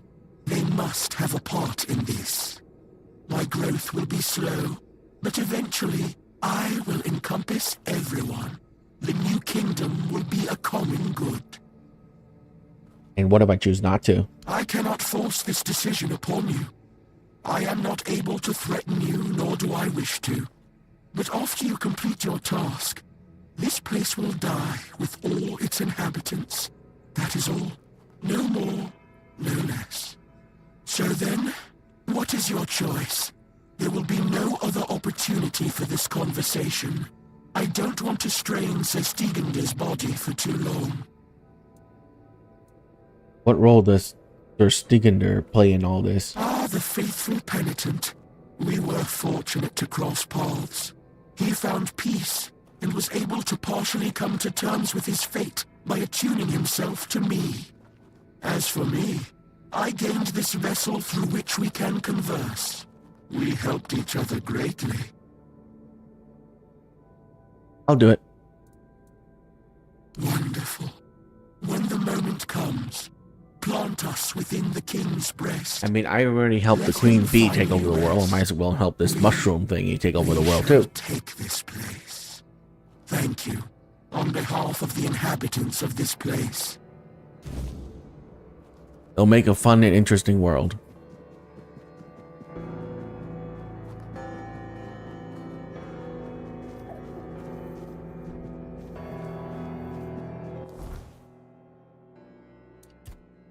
I accepted the fungo. If I am to offer a king, I must inject it into the king's body.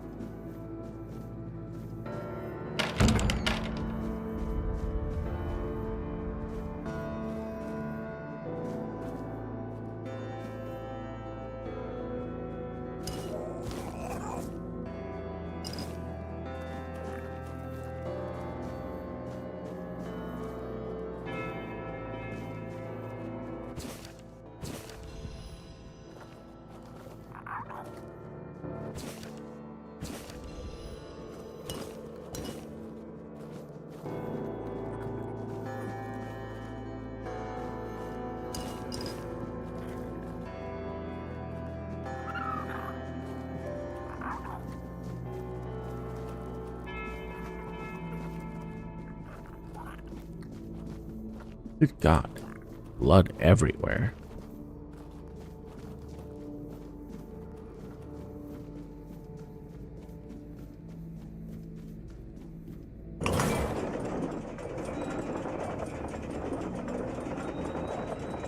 This is a very fun and interesting side story.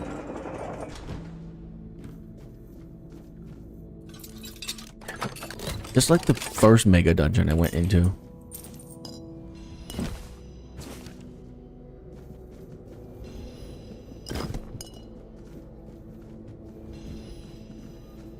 Okay. Save here. Let's go.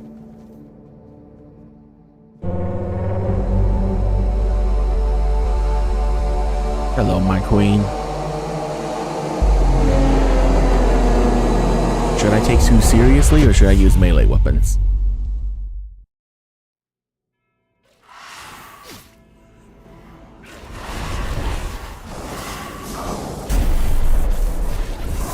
Two, three, 4, 5, 6, 7, 8, 9, 10. God, get wrecked. So cruelly. Why did you refuse to simply bow? You could have served me for eternity. Wouldn't that have been beautiful?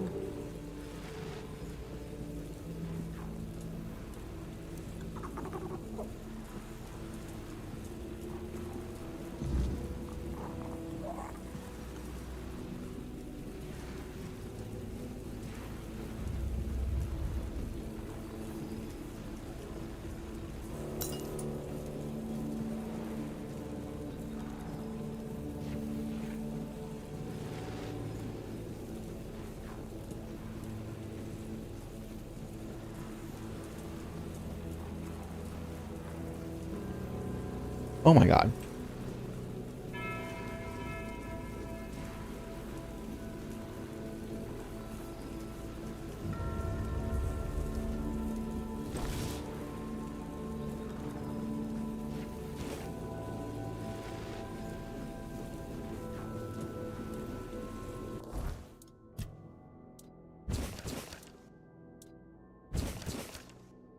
Two-handed, increased physical damage per missing mana. That's never gonna happen. Increased magical crit chance by. Oh my god, that is a pretty good armor.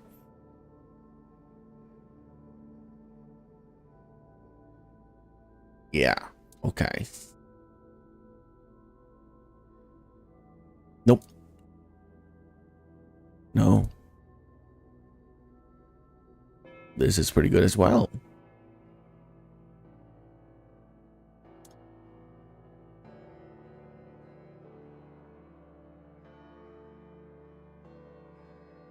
Yeah, this is pretty good too.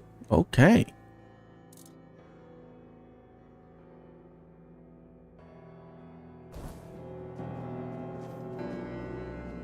Gone, is she? Gone from one eternity straight into another. Oh, how I wish we'd had one more day. A proper one. Marked by the sun setting on us forever. Once, I dreaded it. The relentless passage of time. And now, all that's left is tomorrow, and tomorrow, and tomorrow. And all our yesterdays have lighted fools. The way to dusty death. What happens now? Now it all ends. The lofty dream, the endless torment, and the fruits of our vanity. What we leave behind is a monument to our own foolishness. There will be no legends told of this place, for it is a tale told by an idiot, full of sound and fury, signifying nothing. And this is for you. The reason for your visit to this cursed court. You may leave now. Your audience is over. The fungal envoy will give a new life to this place. Fear not, till mushrooms take the place of your heart. And now mushrooms grow in my chest. The king is dead. Long live the king.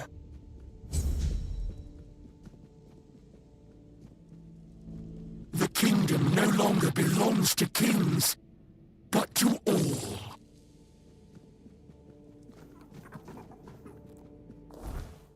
What are you giving me? Ah, tablet. So this is my second tablet. Cool. Because I already got one from the other dungeon.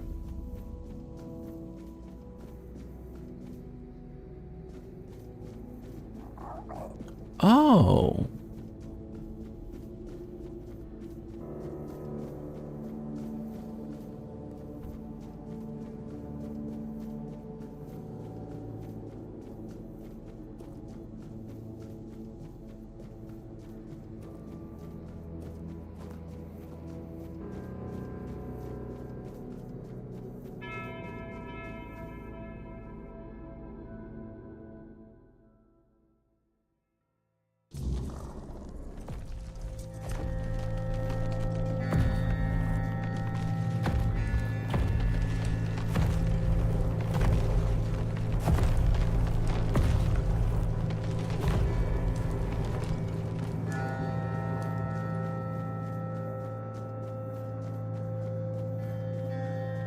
Can I jump in there and exit out of this place?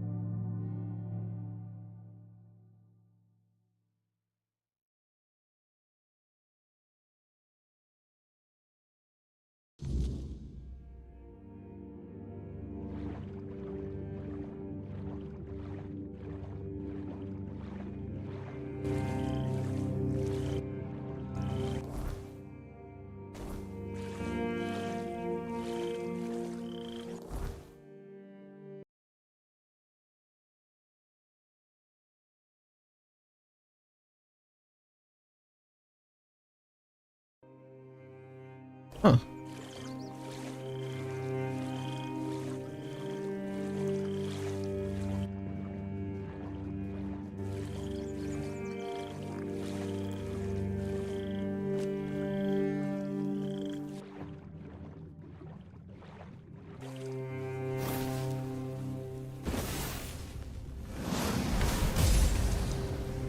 Dumb bear.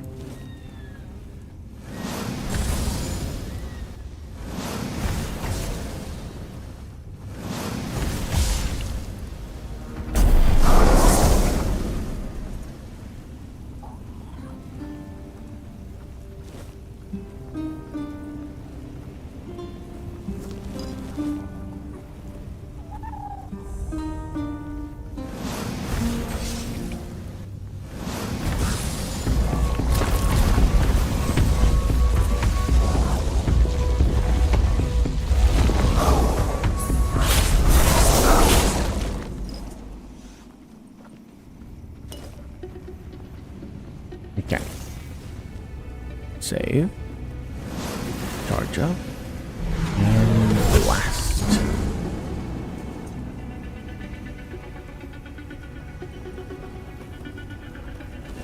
Thank you.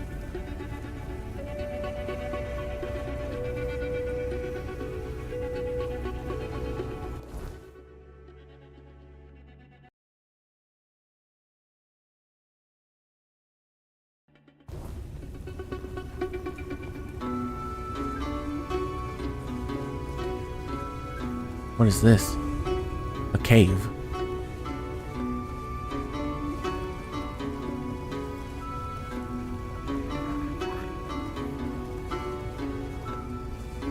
Wait, why is there no transition?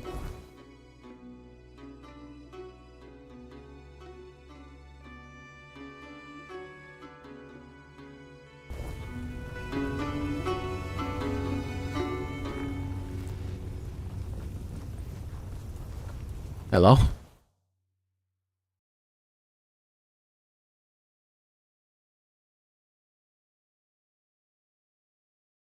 Can only be accessed during held her head high.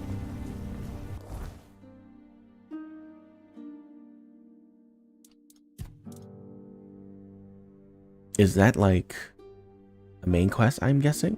Yeah, has to be a main quest.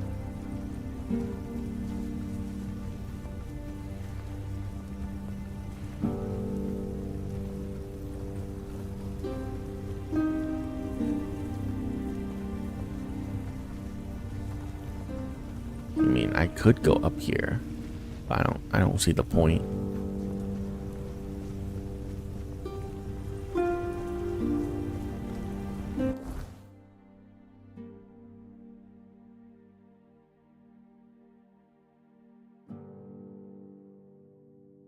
So what we can do is just go over here.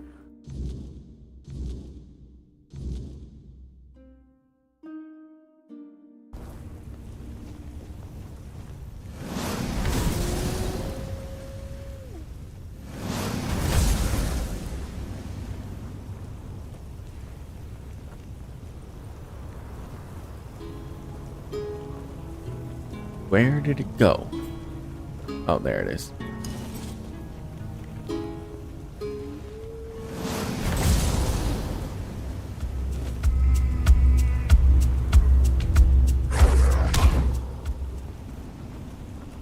Stupid wolf.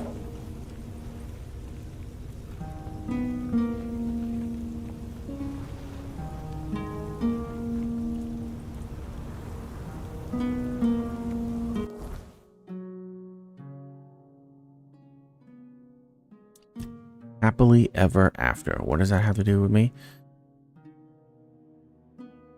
I need to find the witch.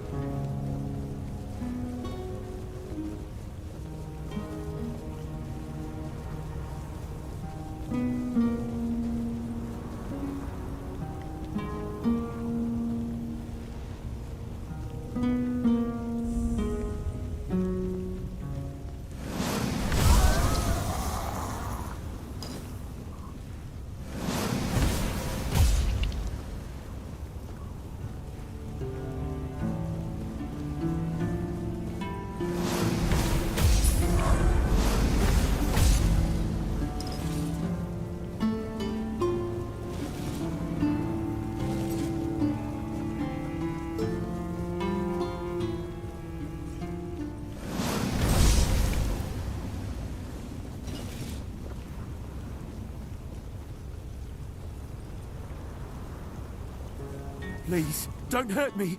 I don't want to die. Are you Gert? Asgard's looking for you. Yes, it's me. But look at me. I can't go back. It's the Red Death. I had to run to keep the others safe. My poor, sweet Beatrice. I'll never know if she gave me a son or a daughter. But I'd never risk going back to Camelot. I'll hide out here, somewhere in this abandoned village. No one will ever find me, I swear.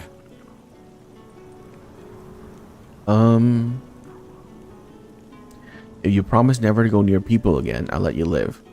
May the All-Mother bless you. I swear, nobody will ever see me again. Take my insignia and bring it to Asgore. Tell him I was already dead when you found me.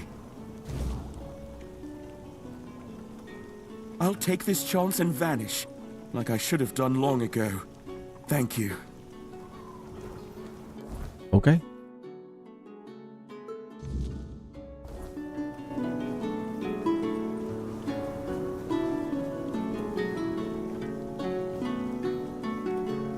Oh, come on. Oh, God.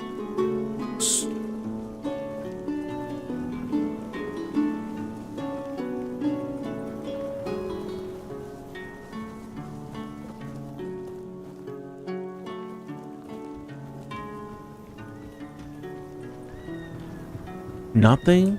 Bro.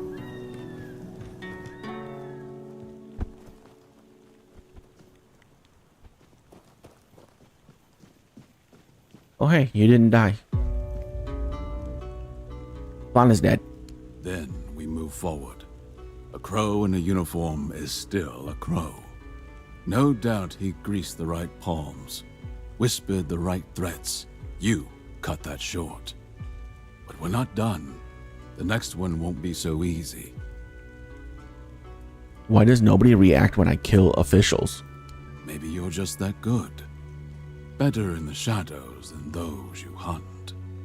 Or maybe fate itself is watching over you, guiding your hand. But if I were you, I'd take it as a sign I'm doing the gods' work. So who's next? This time, it's a nameless Dalariata, formerly of the Third tribe, now known as Wither. Oh no. Mage. He's holed up in a cave near the swamps. No doubt twisting the weirdness to his advantage. I like withers. The children aren't just killers. They're opportunists. If they've taken a liking to him, it means he's dangerous. And if we don't stop him, he'll be worse. Be careful. Steel alone won't save you against magic.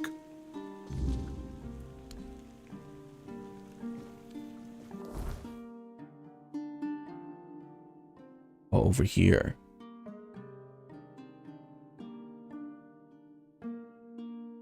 Yeah, so I have to go like all the way up and right there.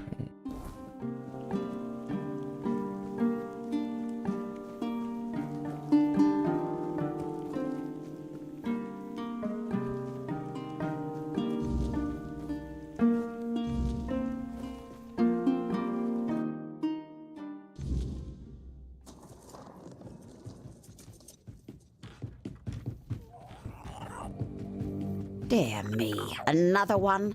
We've been getting quite popular, haven't we, Wilkin? So, that's where he's gone. Who? Wilkin? Ah, yes. Honestly, I have no idea how he managed to find me. But since the girl never gave me anything for the potion, I accepted him as payment. Well, you can't keep him as payment. He's a human being. Well, no, he's a pig, obviously. And since when are mortal lives not an acceptable payment? You people do it all the time. True. A day of life, a dream, a memory, a favor. Your lot love to bargain with your existence as if it were unending. Which is peculiar, since it's not even all that long. He needs to come with me. Oh, does he now? And have you asked him if he wants to come with you? Just because he's currently a pig doesn't mean he can't think for himself. How am I supposed to talk to a pig? I don't know. Wilkin and I understand each other perfectly well. But if you lack the skill, I suppose that cannot be helped. Unless you'd like to make a bargain. What do you want? How about something made by your own hand, but something nice? Something that'll make me feel all warm and fuzzy. Oh, I know. I want a meal cooked by your hand. Then you'll be able to talk to Wilkin. All right, I should have something with me. Oh, that's so lovely. It looks so, odd. And you humans eat that, really? I'll think where to put it, so I can admire it for a bit. Go on, talk to the pig. I'll wait here. But don't wander off too far. Who knows if I'll still be here when you get back. If this goes on, I'll have to move somewhere else for a couple of decades or so. I came here on behalf of Rena. Or Oh, Rian. that one. Snowdrops and bluebells. That one got boring really fast. It's always the same with your kind. You lied to me. You tricked me. Why is my lover a pig? And so on. I don't know. You made the wish. How is it my fault that it didn't go the way you thought it would? I'm not a mind reader. In fact, she's the deceitful one. She knew I didn't want to see her again, so she sent someone else to pester me.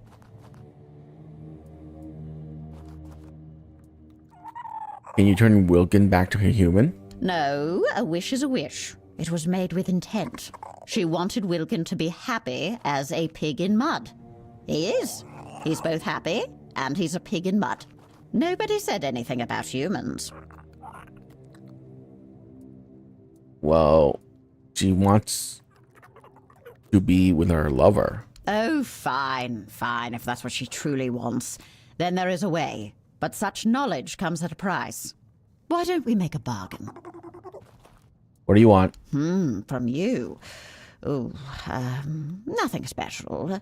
How about a favor for a favor, Don't worry, I won't ask anything of you right now. I'll give you your answer. And when the time comes, I'll collect what is due. What say you? Do we have a deal?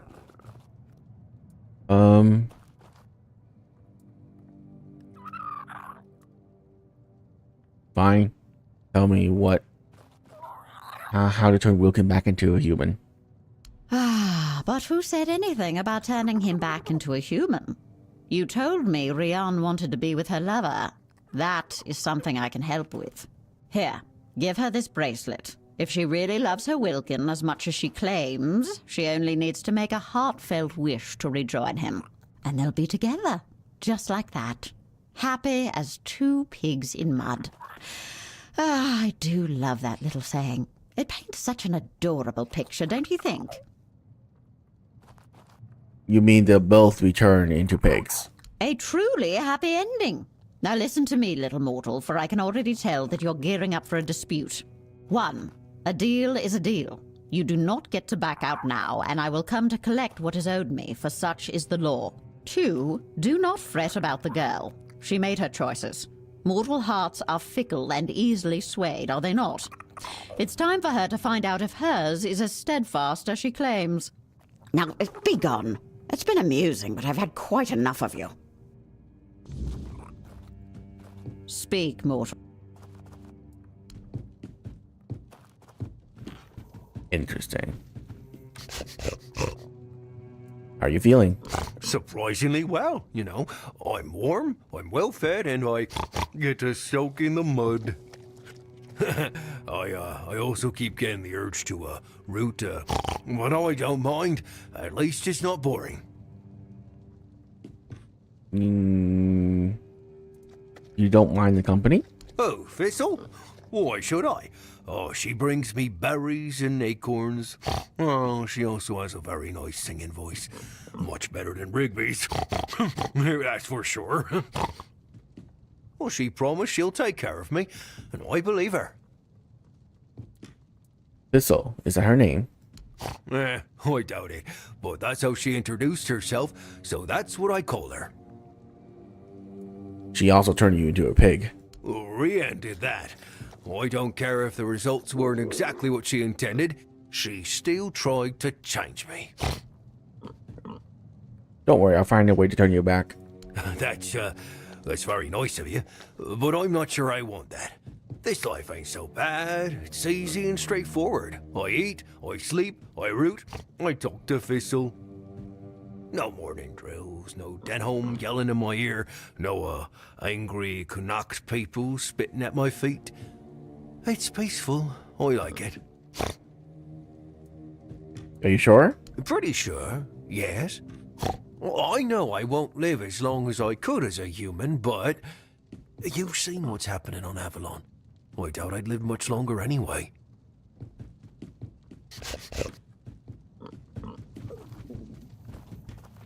Speak, mortal. I'll just kill you. Well, I'm not sure how that's supposed to get you your answer, but of course you could try. It won't help Wilkin, though. He'll just remain a pig for the rest of his days. But it's always about violence with your kind, and yet you call us cruel.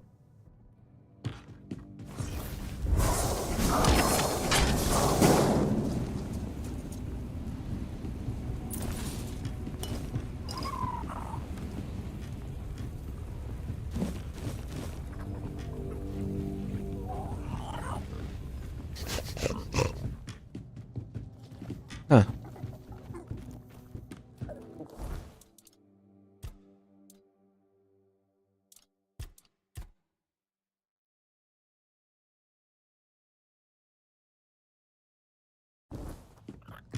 Well, that didn't work.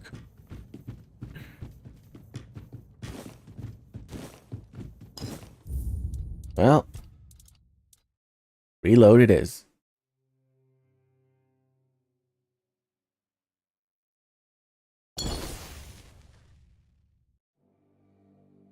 I just want to see if it works. It doesn't.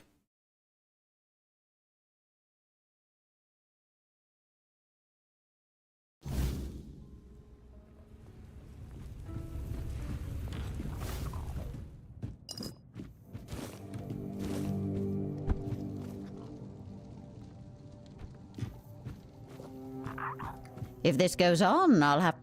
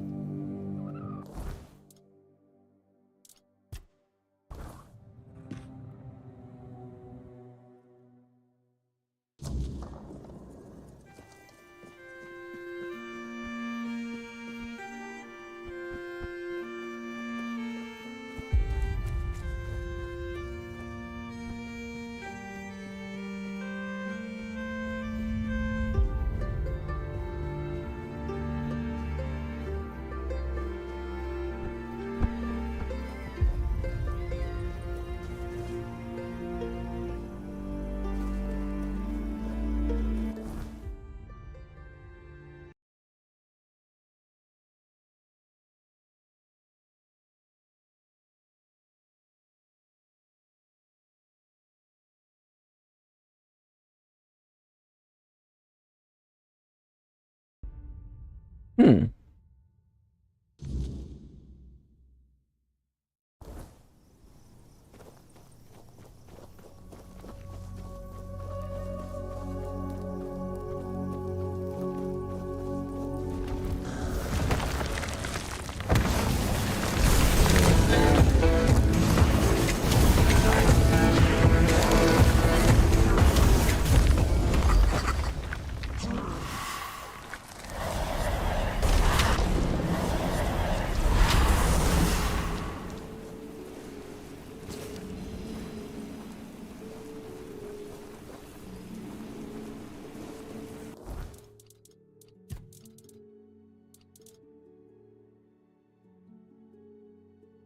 Summon an undead Camelot defender for 90 seconds.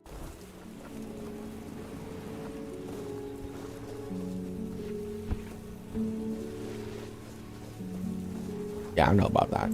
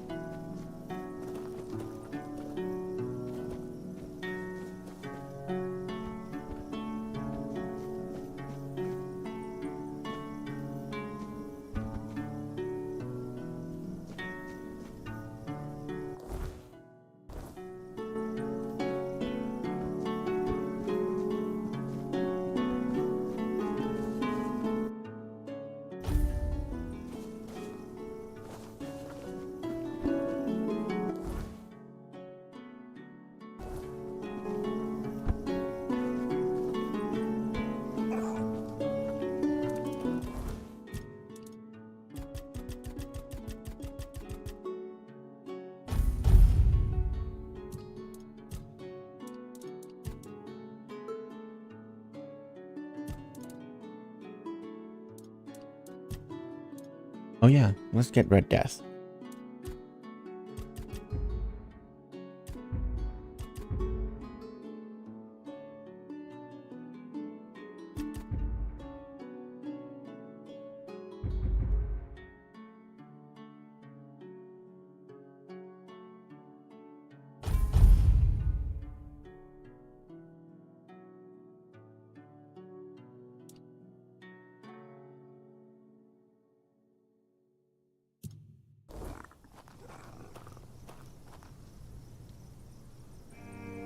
Is there anything I can cook up that's like really good?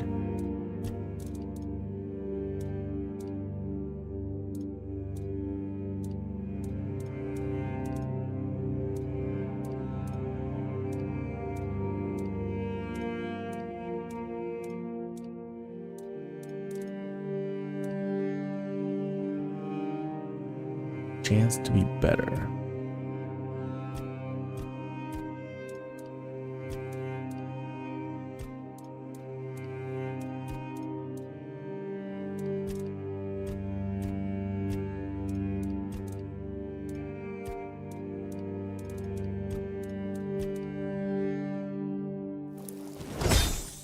Oh, damn.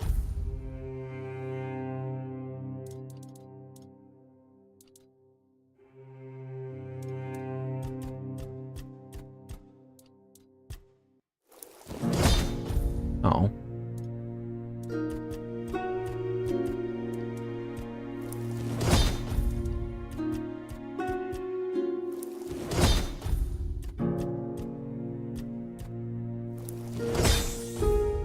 So 6 is the highest? Interesting.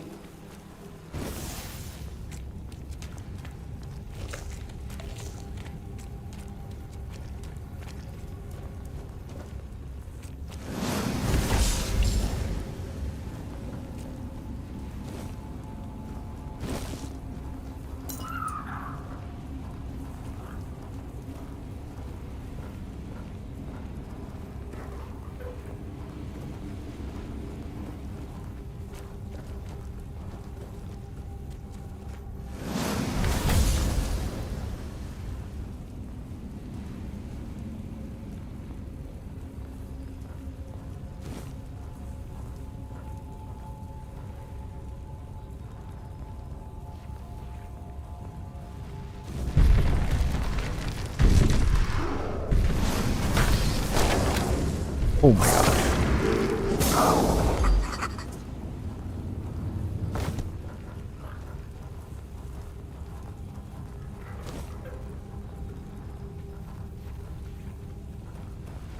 I'm so sorry.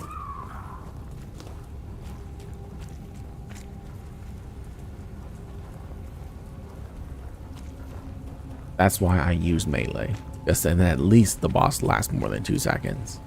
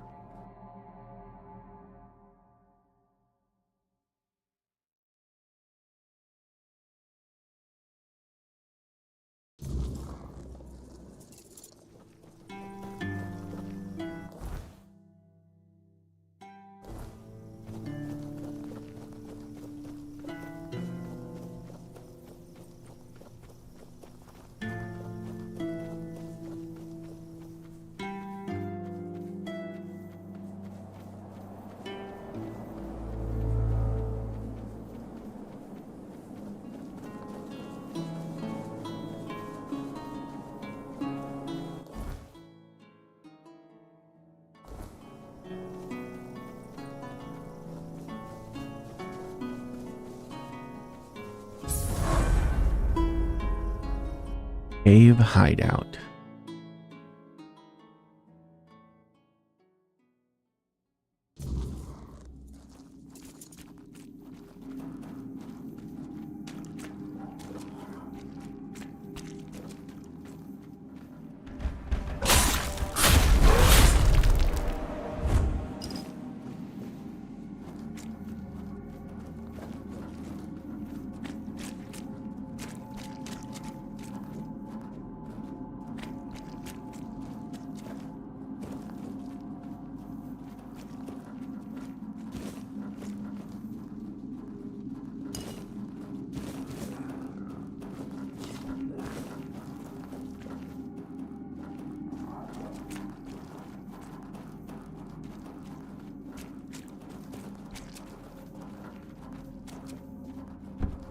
Wait, that's it?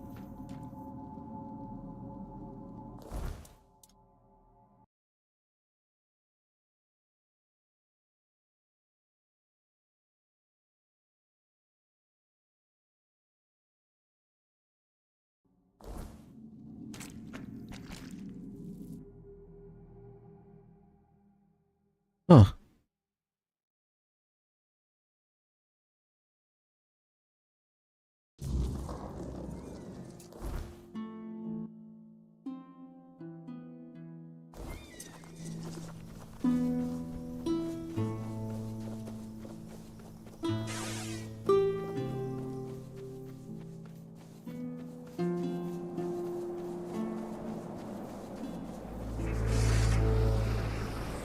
That was a weird spot.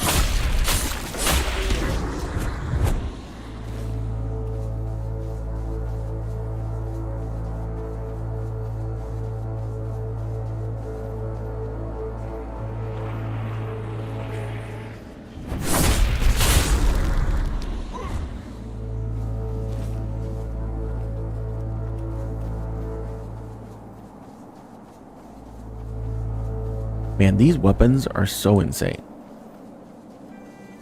The fact that they do so much damage with me barely speccing into melee damage.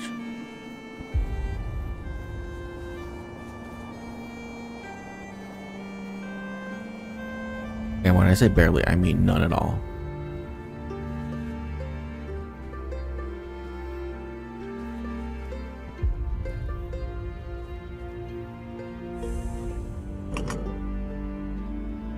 Okay.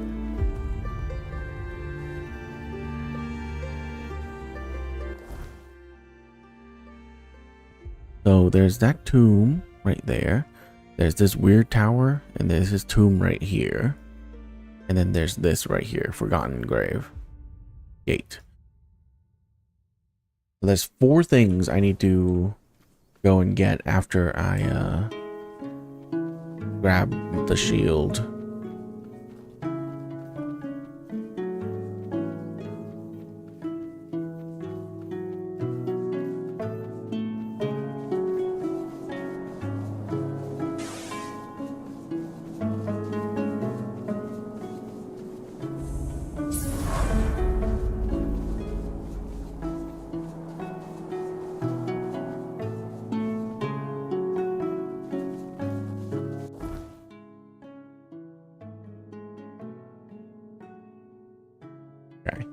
And apparently there's something over here too. What, that seems like a quest area.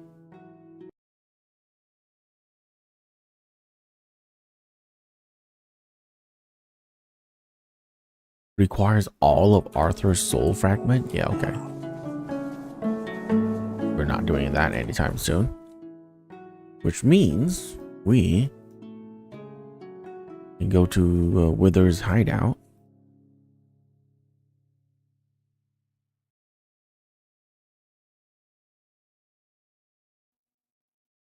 There we go. The best thing we can do is just teleport here.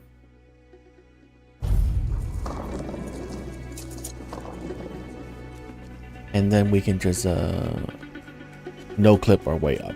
It'll be the faster way to do it.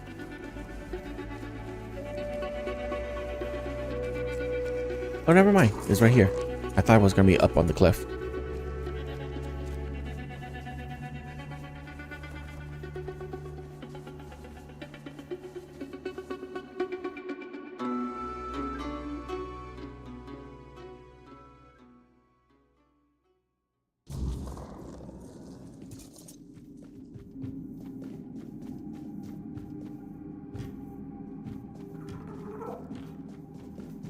Uh-oh. Do I just jump across? Okay, I do.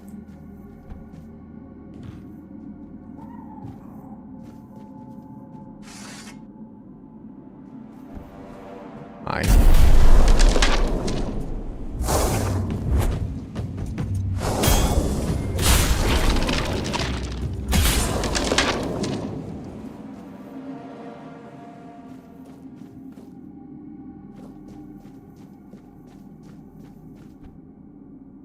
Oh, it's this dungeon.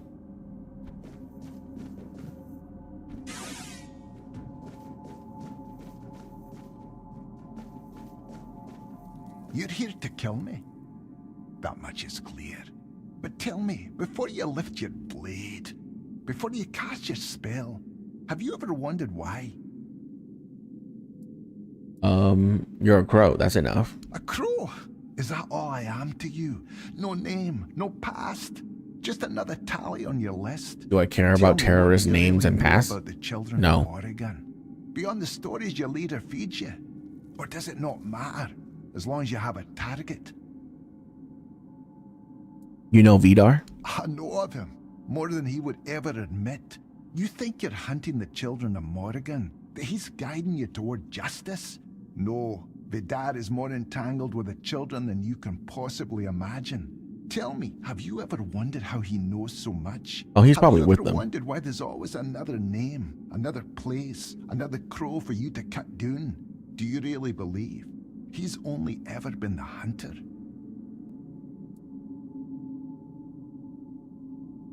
What are you saying? I don't need to lie. The truth is far more entertaining. Vidar tells you what you need to hear. He points you at targets, feeds you his war. But has he ever told you what started it? Or is it that story he keeps just out of reach? Maybe he fed you lies, just like the ones he hates so much. Maybe when this is over, you should ask him, if you live long enough to care.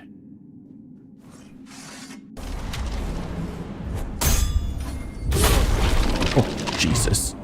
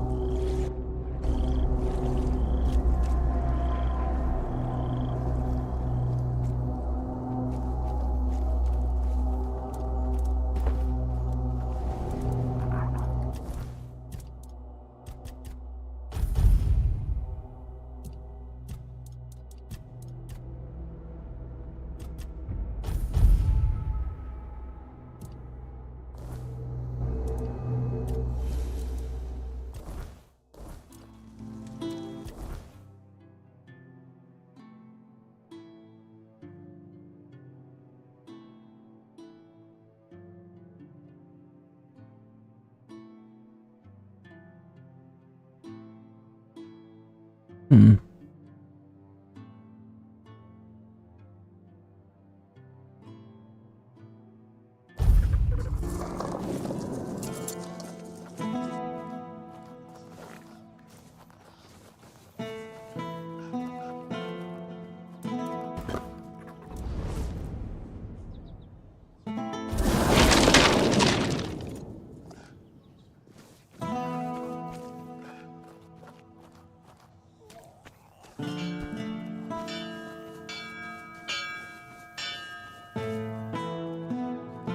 Always a pleasure to see you. Good to see.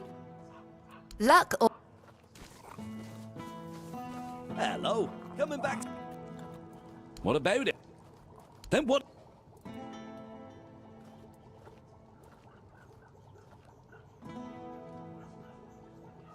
Oh? So what? Just Hello?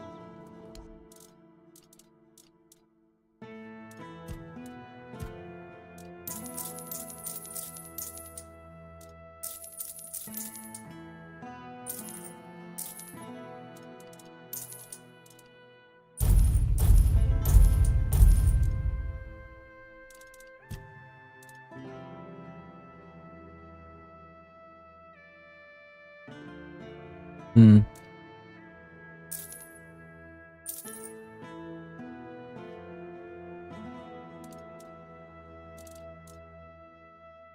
Oh, that's my second scorching pathway.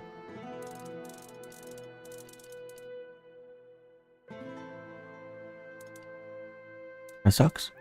Okay.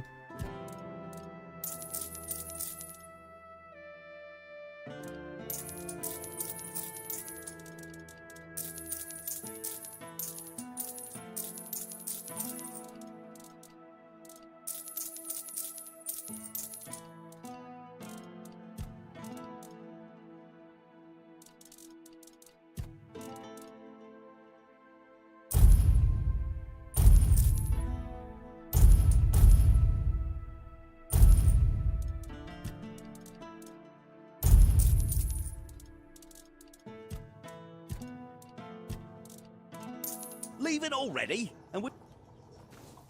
What brings you this way?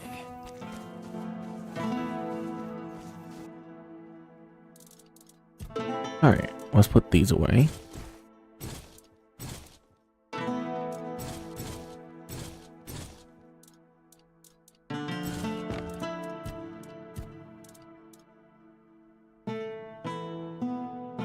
That might be better.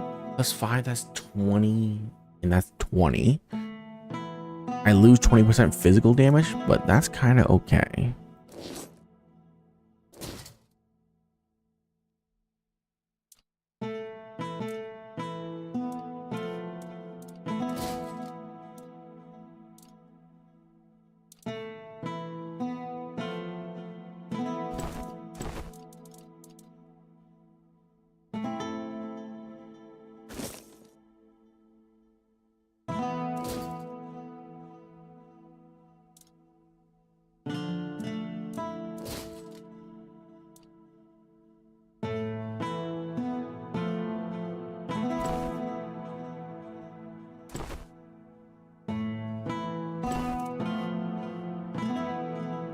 Like 1%? No. Never. Not gonna.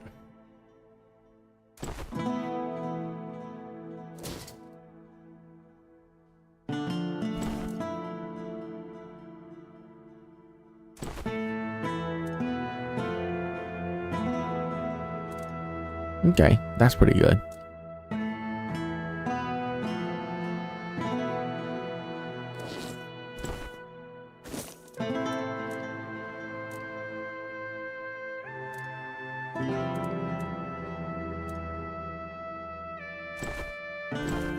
And movement speed multiplier is better.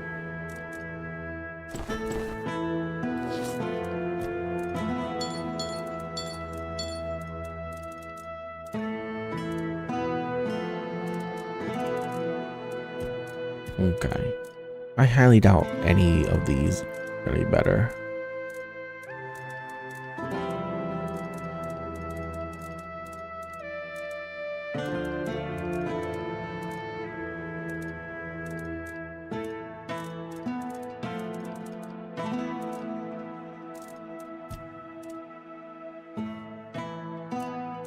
And I'm looking for spell power here, but I don't think any of this is better either. Else I would have just kept it.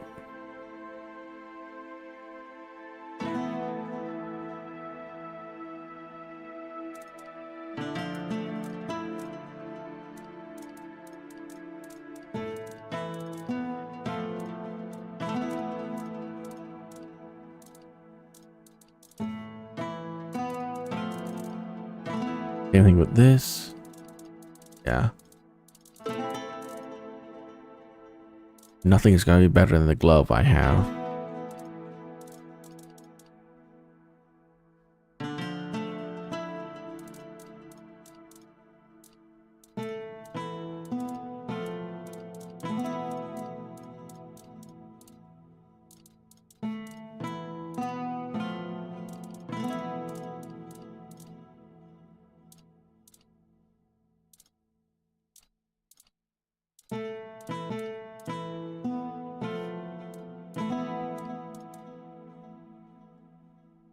Eventually the crit is gonna be not good anymore.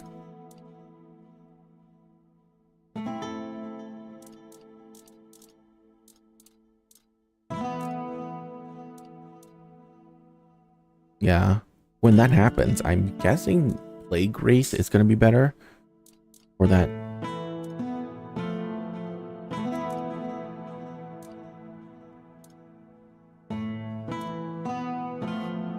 I don't really buff, so buff duration is kind of useless.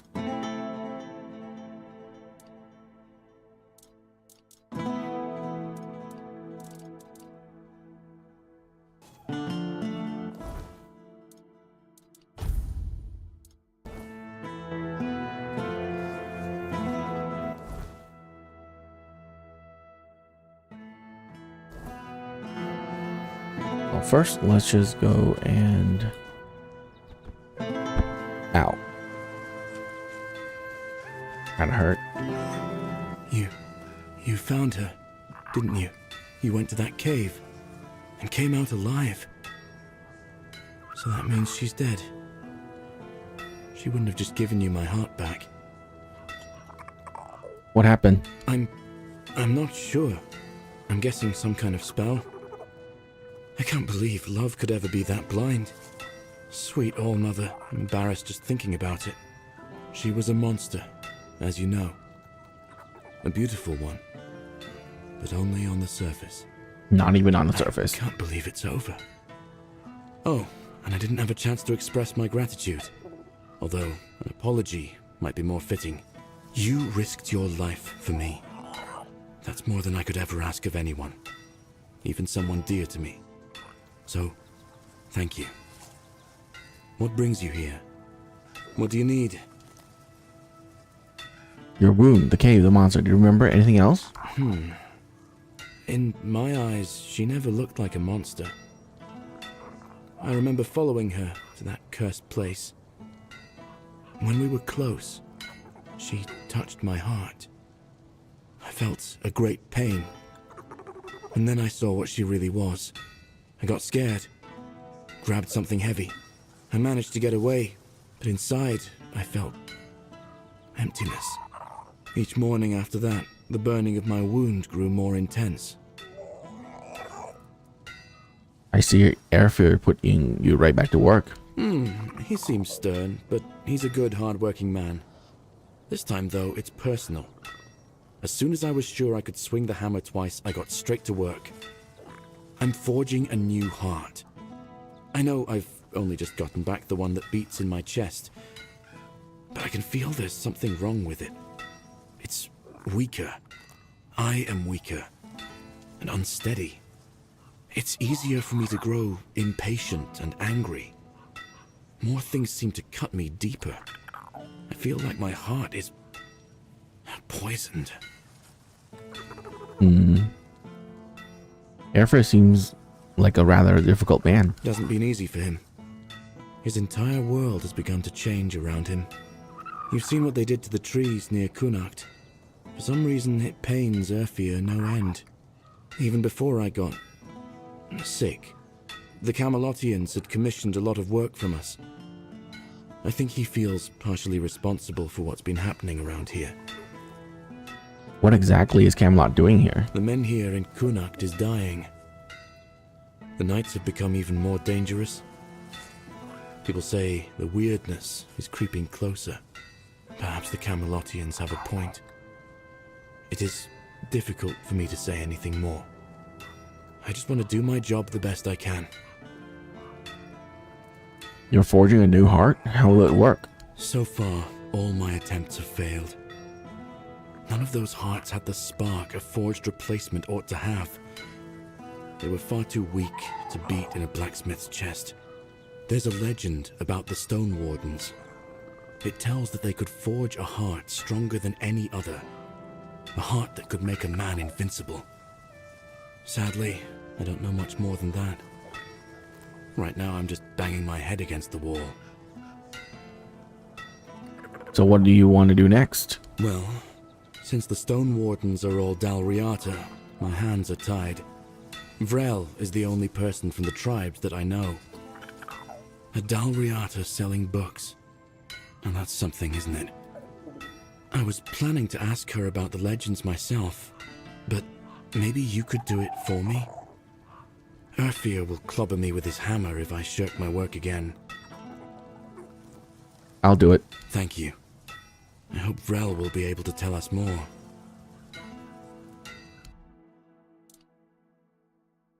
Attack speed?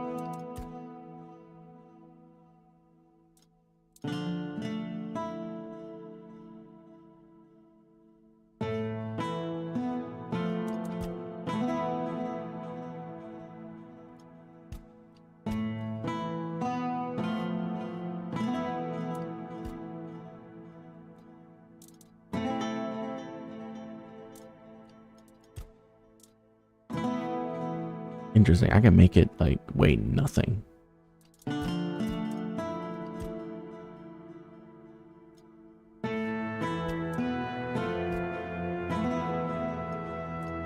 But this is good enough, I think.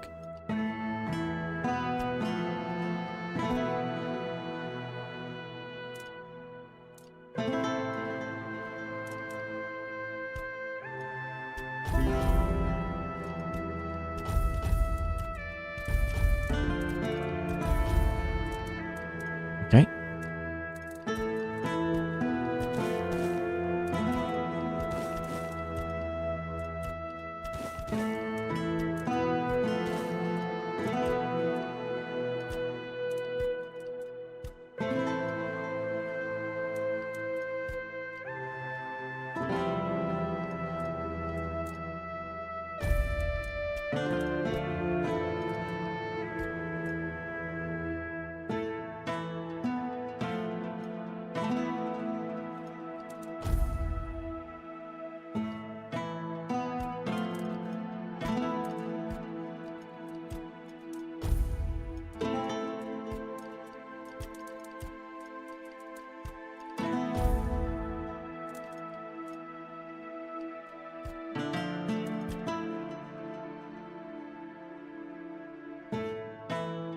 Oh, this doesn't increase the damage.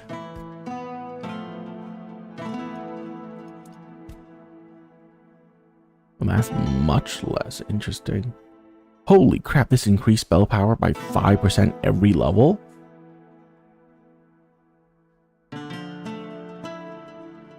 Oh my god.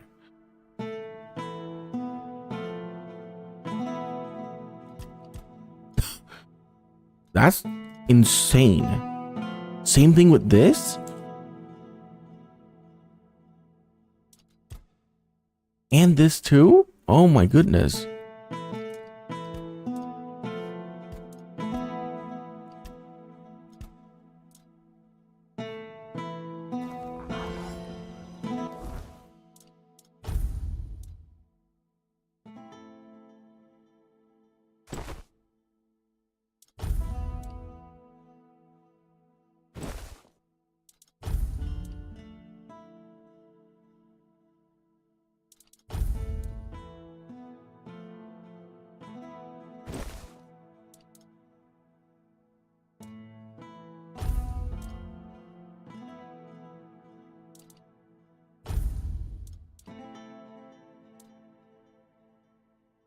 Hell yeah. Now that is a manly battle outfit.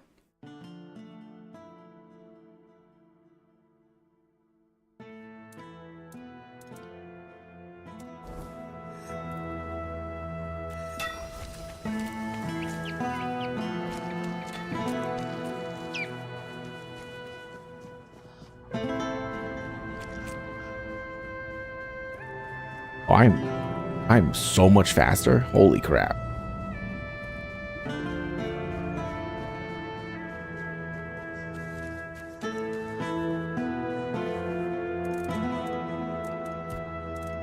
Okay. I need...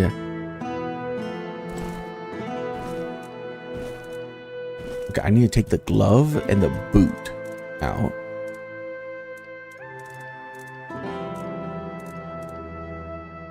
Yeah, royal gloves.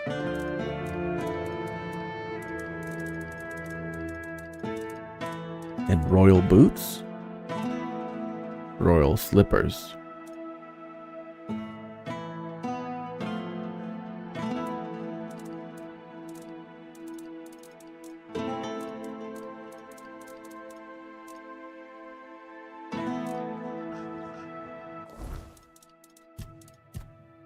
Oh yeah, see, my crit chance for magic is already maxed.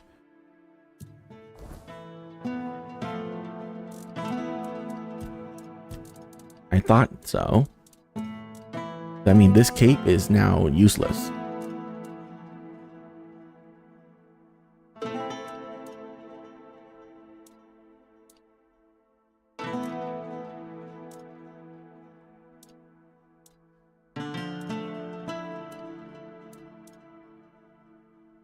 Max health it is. Unless I want to get buff duration.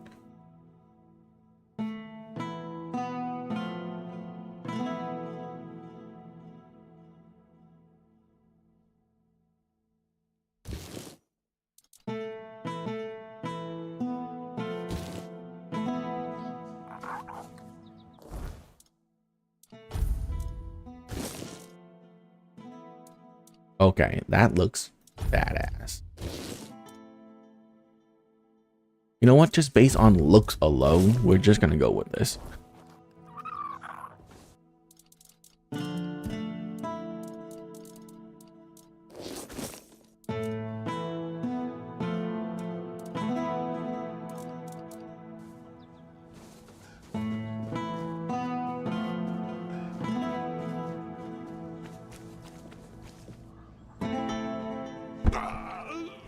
Whoops.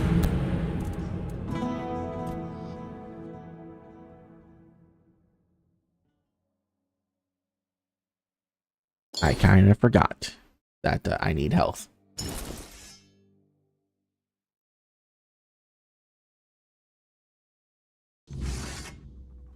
Oh, come on.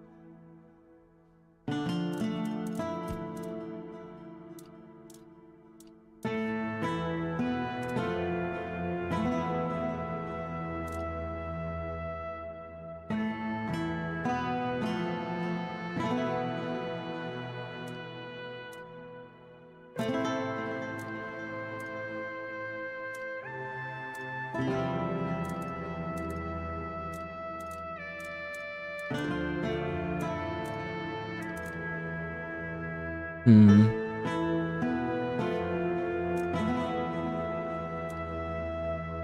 guess attack speed would be the better one.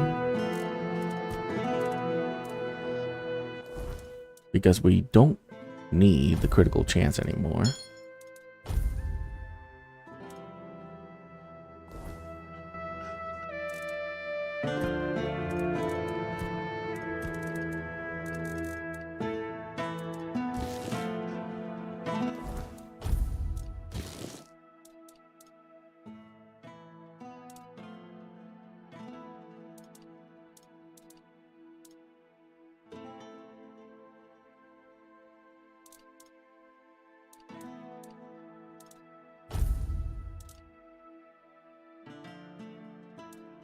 Ooh, we can do poison buildup.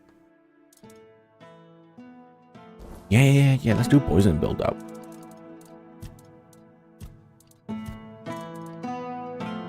100% increased damage if the enemy is poisoned.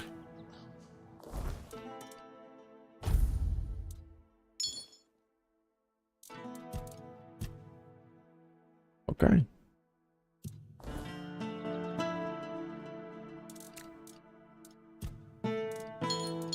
Our melee damage is definitely going to be much less because our crit for that has decreased by like a lot.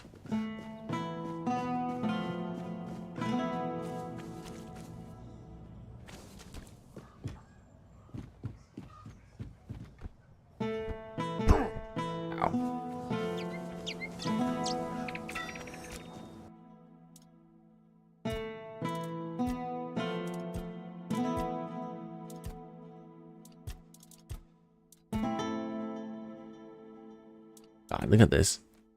18,000 just to decrease it again. So ridiculous.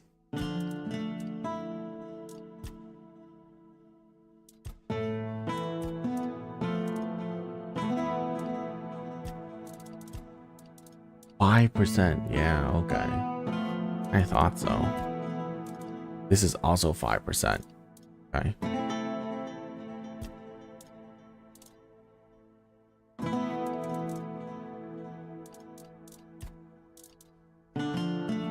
And honestly, buff duration is not like a terrible thing to have. Because technically moss, this is a buff, right? So if I just do this.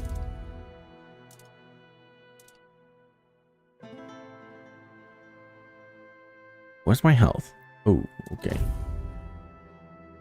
Use this one.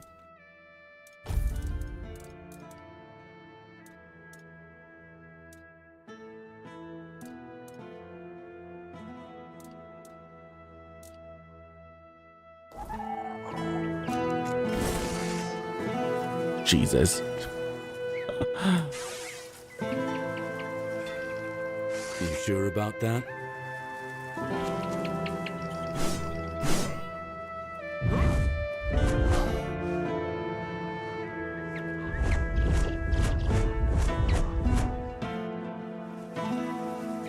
You know what? It's not terrible. Third person still sucks, but this outfit is absolutely hilarious. And let's see, this does about 39%. I just need to upgrade this like 5 times. That's 25. 7 times. I need to upgrade this 7 times to equal this, and then from then on it's just gonna be better.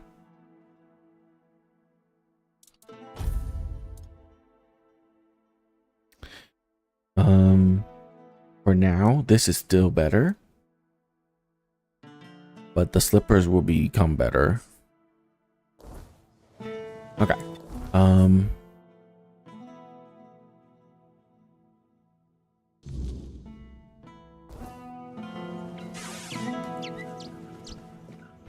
yeah, it's been like several days. How's the horse people doing?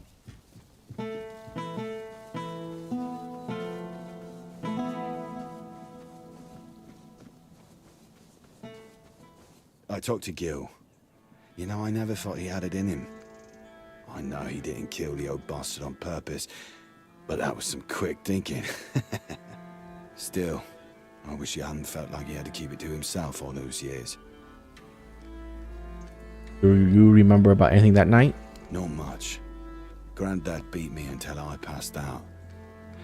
It was probably the closest he came to killing me. When I woke up, I was in pain.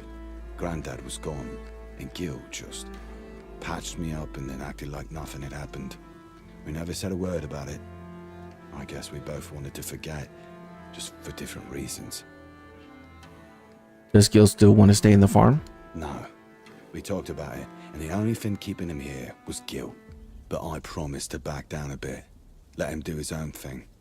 He's gone to talk to Yvain's master of horses about taking him as an apprentice.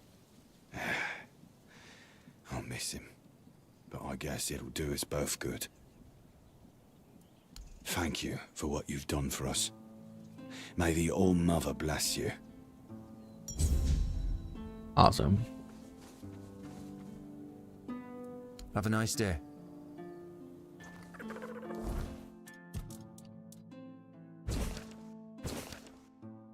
Attack speed? Okay.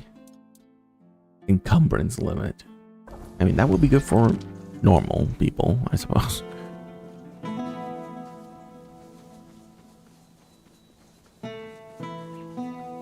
Not for me. Oh my gosh, I am so sorry. I completely forgot about sex with you. What is it now? If it's... Maybe tonight? Yeah.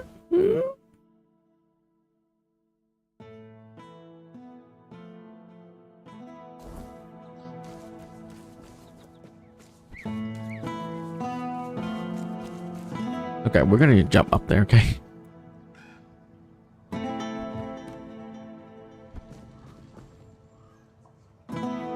There. Hey, I got stuff for you. I got news about Gert. You do? What happened to him?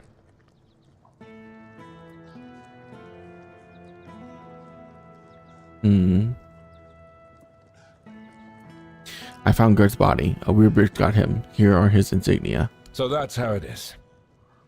What a damned fate. Still, if you ask me, it's better than desertion.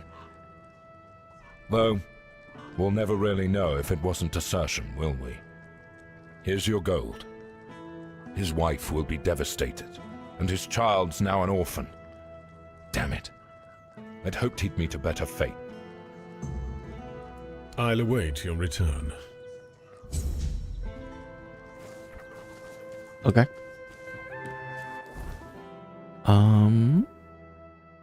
And now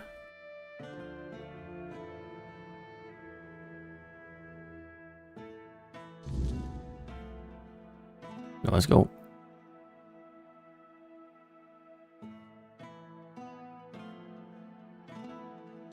Here.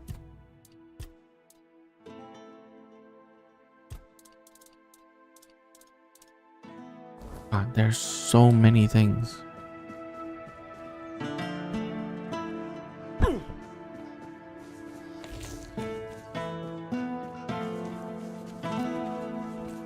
Hey. Oh, great! You're back! Did you find him? Yes, I talked to the witch. Did you really? What did she say? Did she agree to turn him back? No, but there's a way for you to be together as pigs. What? Are you out of your mind? I'm not going to live out the rest of my days as a pig. That's insane. I thought you loved him. I mean, I do, but that's asking a bit much, don't you think? Wait. Is this a test? Like in fairy tales? If I just say I do, he'll turn back into a human and we'll live happily ever after? No, I don't think so. You're probably right. Look, I know it's all my fault, but I just don't want to be a pig, all right? I like Wilkin. He's a very nice boy, but I just can't do this. His Here's your reward. I'd been saving up for some lace for my wedding dress, but... well, I guess I won't be needing it now. And if you ever see Wilkin again, just tell him I'm sorry.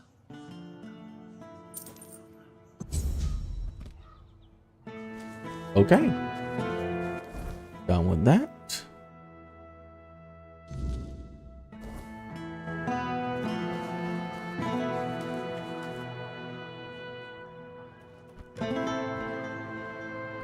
Honestly, how do you play this game without double jump? I can say that to any game, really. Just the mobility that it gives you is unparalleled.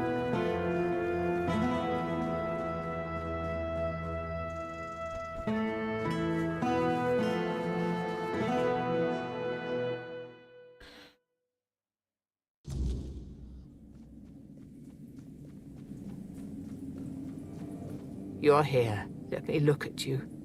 You seem to have recovered after whatever. Oh, I never talked to her this time. I would. And then. Whatever the.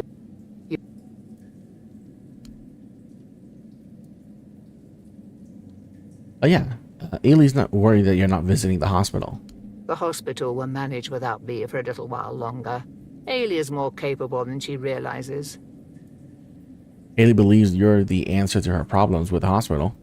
The hospital, yes, I've seen the state it's in, and I've seen Ailey's devotion to her work. She's right, it needs more than just repairs. It needs purpose. The All-Mother's Temple was meant to be a place of comfort and healing, but it became distant and unapproachable.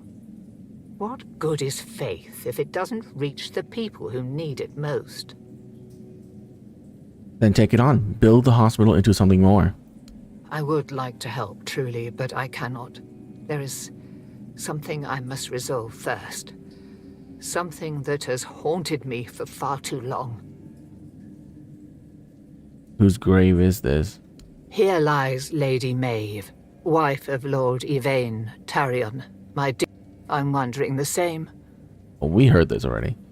There's a girl named Lily, unmarried, pregnant, and afraid of the scandal. And Fabius is the father, isn't he? The shining star of the Red Church, always playing the savior. Yes, I know about them. Lily was once a devoted follower of the All-Mother. Then that priest seduced her with his word, of course. I feared it would end this way.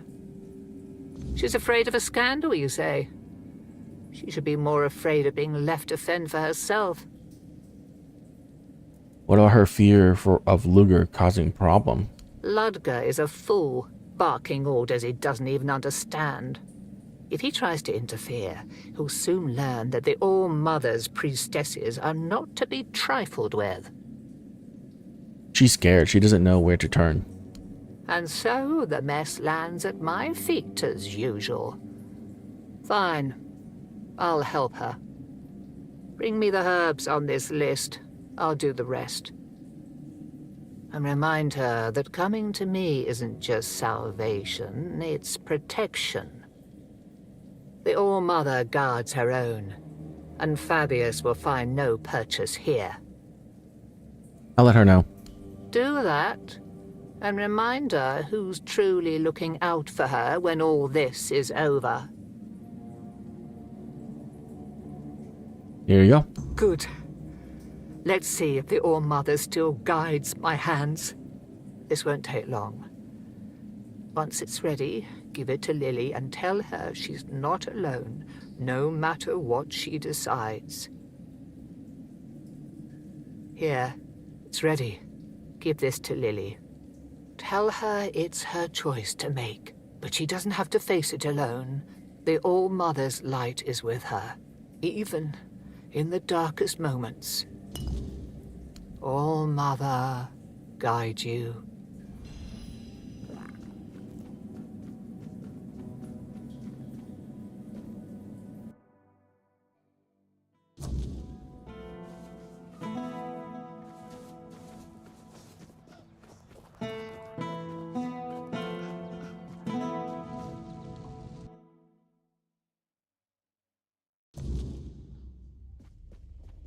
You return. I hope it's with some purpose, not idle chatter. Brother Vitus sends his regards. He thought you might find this useful. Vitus, you say? I wasn't expecting anything from the Red Church. Masks, gloves, plague supplies? And guidelines, too. He's certainly thorough, I'll give him that. I may not trust the Church's motives, but I won't deny the usefulness of these items. If nothing else, they'll help safeguard the court. Tell Brother Vitus I received the package, and tell him I'll remember this. Take care out there. I wasn't expecting company. There's a woman named Morak waiting outside. She needs to talk to you. I know. I already asked Anselm to tell her to wait. But Morak's a stubborn one.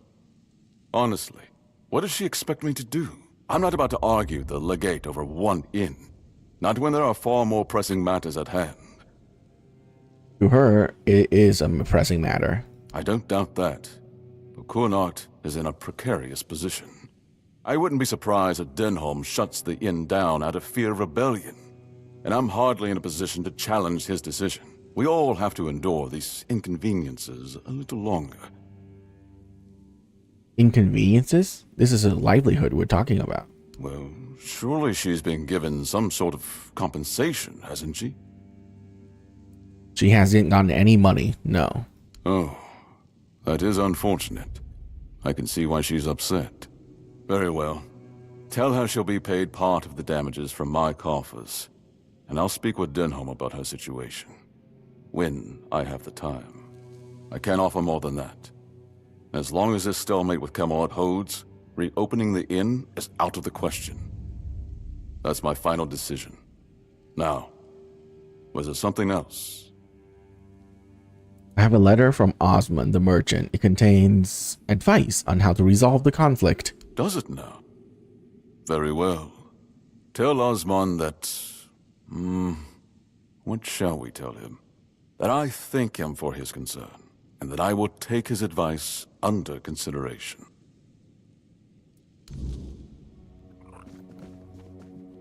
Ah, you need something.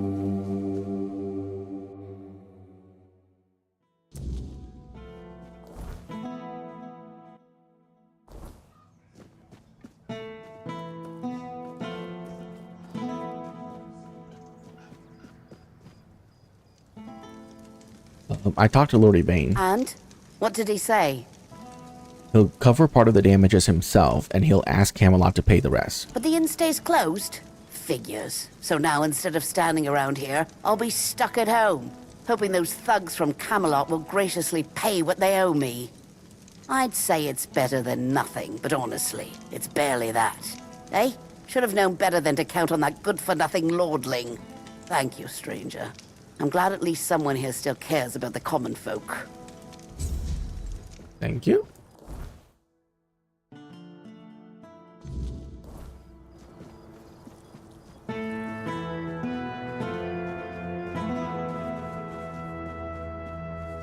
Have some spare food. Hello. By that letter? Oh, how did it go? He said he'd take your advice into account. Ha! You see? I always say when someone speaks sense, even a lord perks up his ears. Good work. Here's the payment I promised.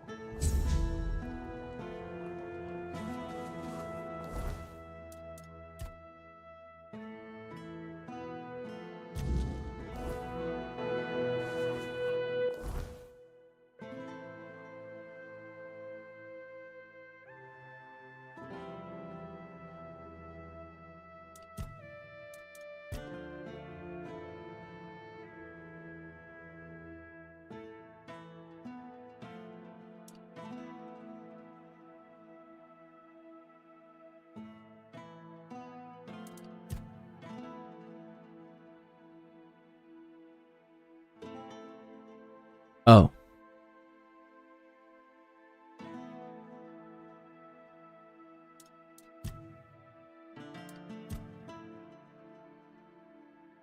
Right. Tanaris is dead.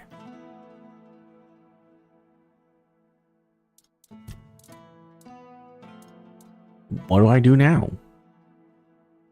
Or Tyrannus? Oh boy.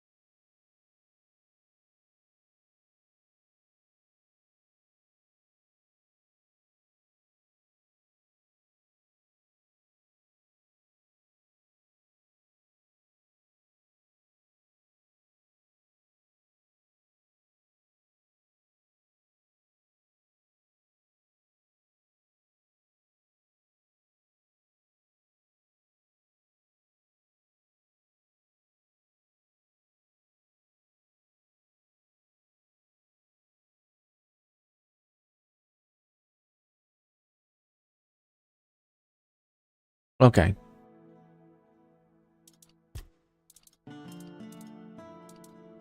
Well, there's not much I can do here.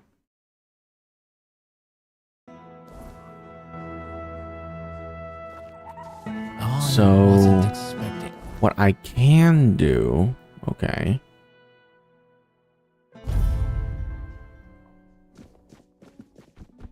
is go here, save, because God forbid that I don't, and I think there's a button that let me spawn in every NPC.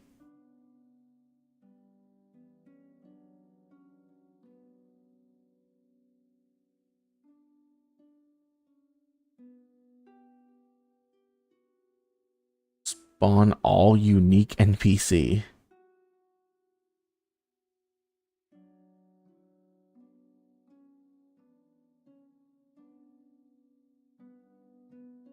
That did not work.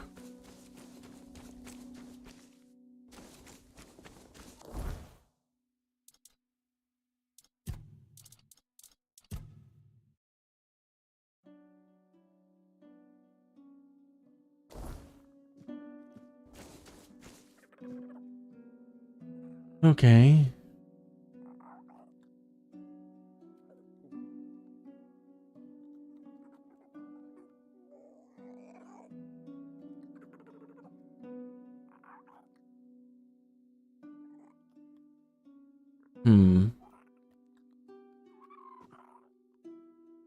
Well, I don't know then.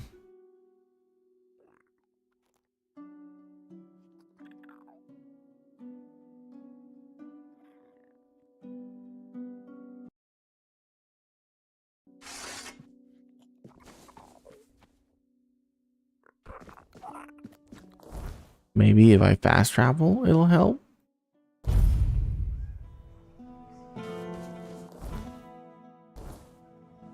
No. You doing okay? Good day. I convinced most of the merchant union to join the hospital. Oh, well, truth be told, that's better than I expected. Trust me, I know it's not easy to convince their lot to agree on anything. This is a good start. Ailey will stay on as head of the hospital. But with steady finances and a reliable supply of medicine, it should take a lot of the burden off her shoulders. In the meantime, we'll turn this endeavor into a truly profitable business. You know, I've got to say, it's been a real pleasure working with you. The whole of Kunacht will owe you a great deal. Take care out there. Oh, merry men. Yeah. I don't know where to find that.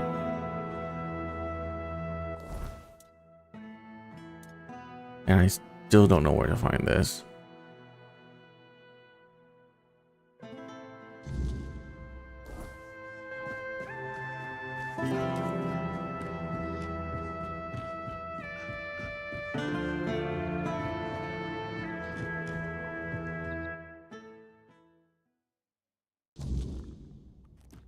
I hope I'll feel better once it's over. Here's the herbs you wanted. Oh, thank you. So, I just need to drink this, and then it'll all be over. Do you think I'm making the right choice? You said it yourself. You'll be sparing your child a miserable life. You're right. When I was little, there was a woman in Kunat who had a child out of wedlock with some wandering merchant or someone like that. The moment she stepped into the market, the whispers would start. The mocking stares followed her everywhere. I wasn't allowed to play with her son, and the other children just beat him, calling him and his mother all kinds of names. I don't want that kind of life for my child, or for myself.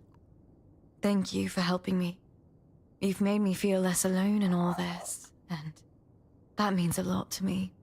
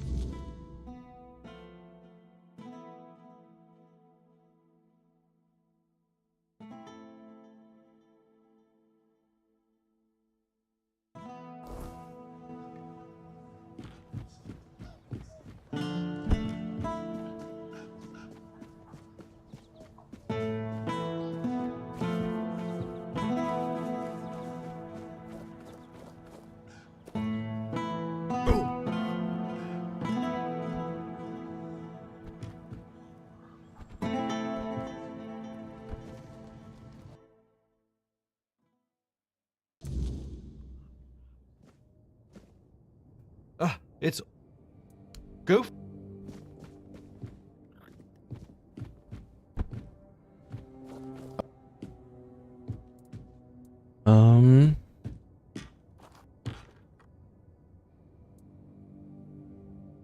Lily's in a difficult position. She needs a way out. Can you help her? Ah, yes.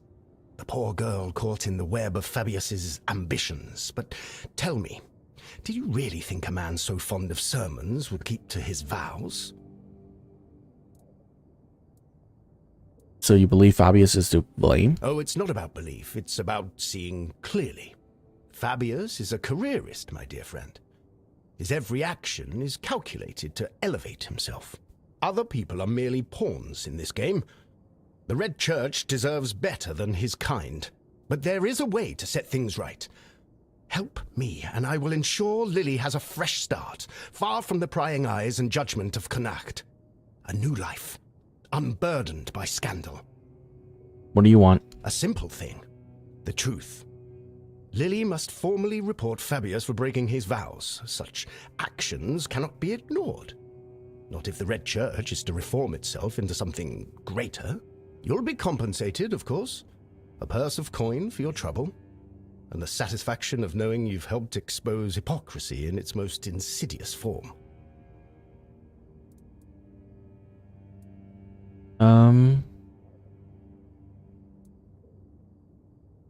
I'll take your offer to Lily. Wise choice. Be sure she understands the opportunity she's been given. Freedom, security, a life far from the shadow of scandal. And remind her that truth carries weight. Her courage in speaking out will shape not only her future, but the future of the church itself. Go then, and should you succeed, your efforts won't go unrewarded.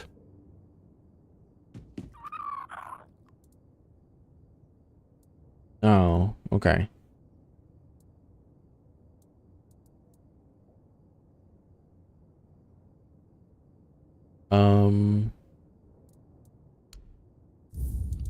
I didn't realize that you can do that.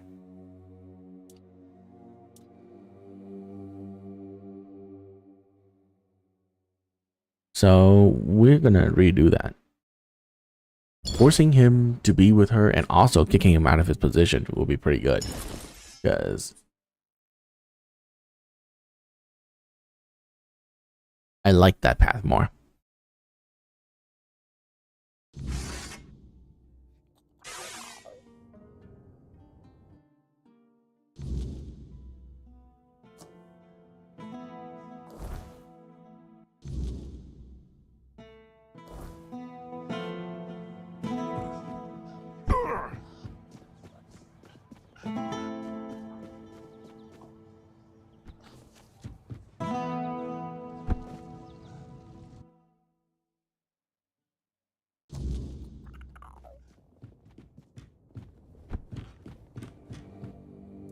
Ah, yeah.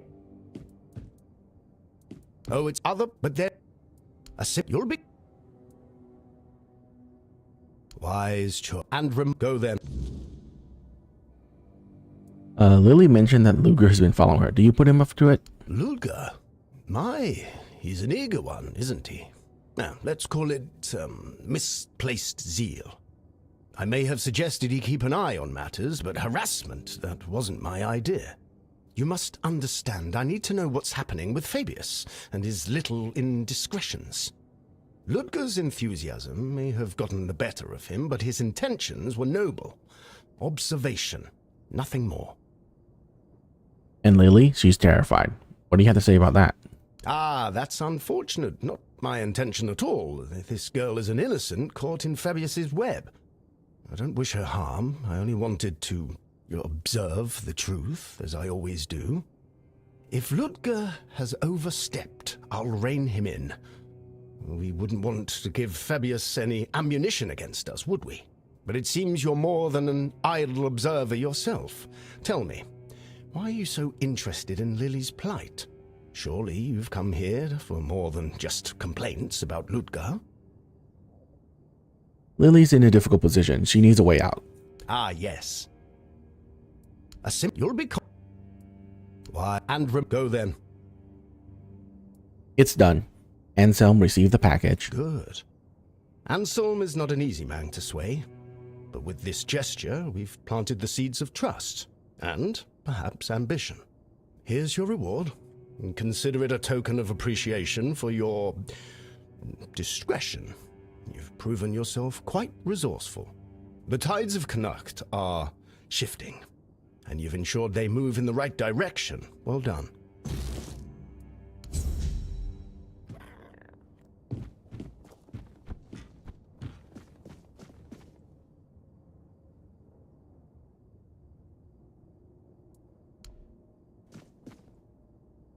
You're not as important.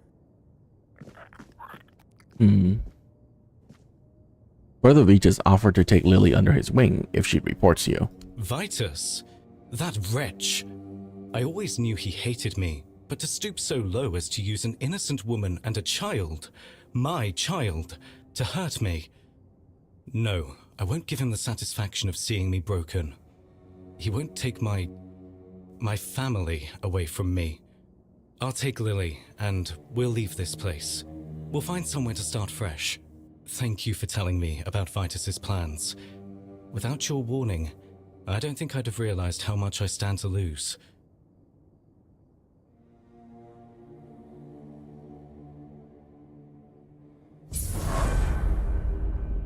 Okay.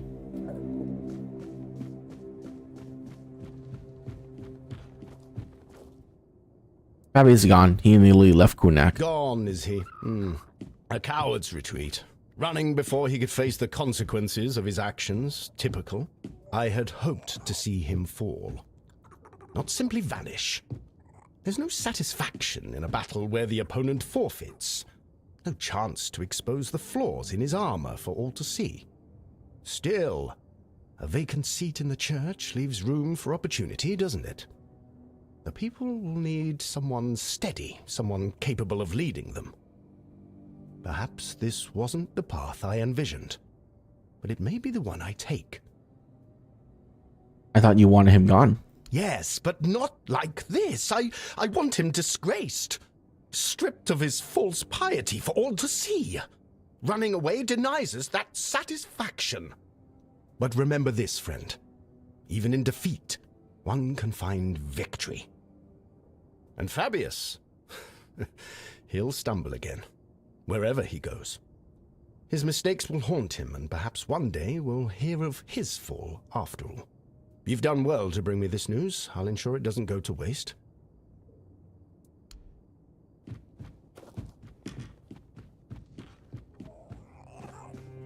Still in one. Fair. Are we just not gonna see Lily?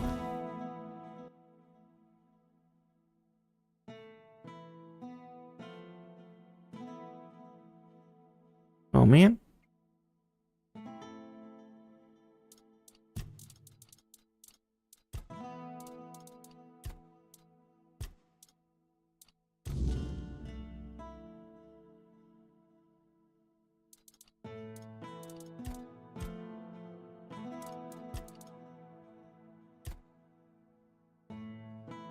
Horns of the South. Unak.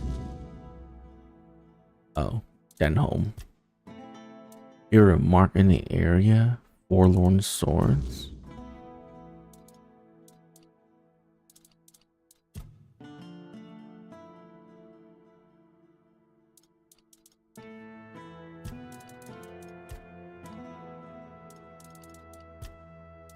Horns of the South.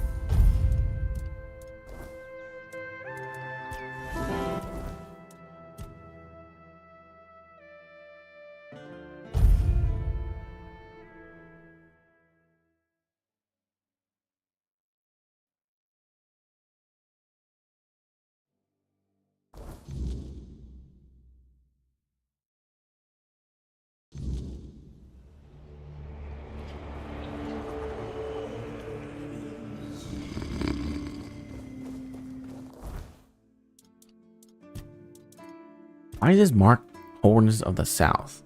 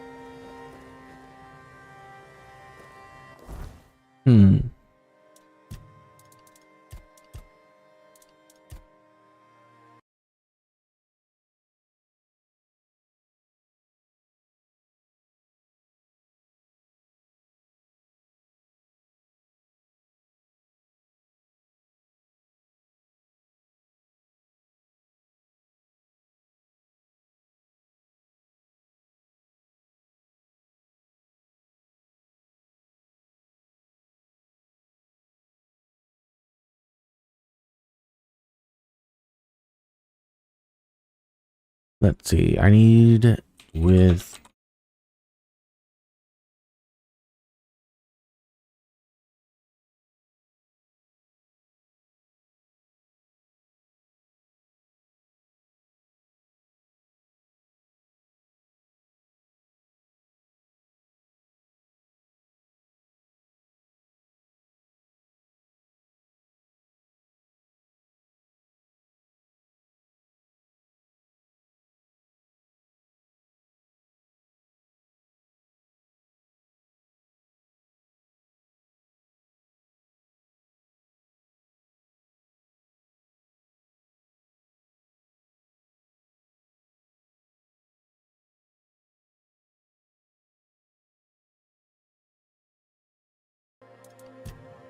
I am so confused.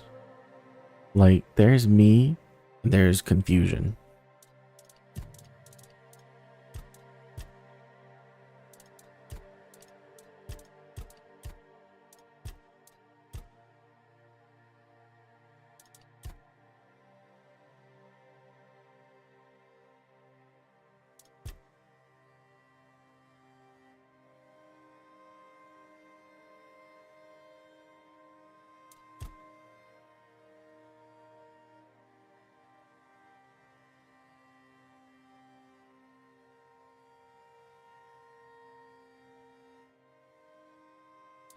After some time.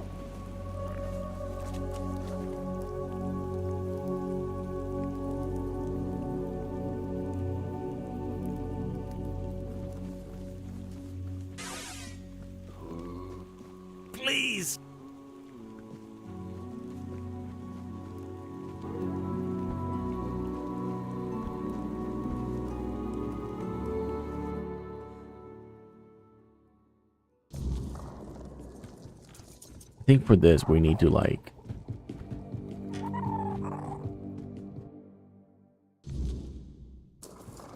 progress the main story for that, I believe.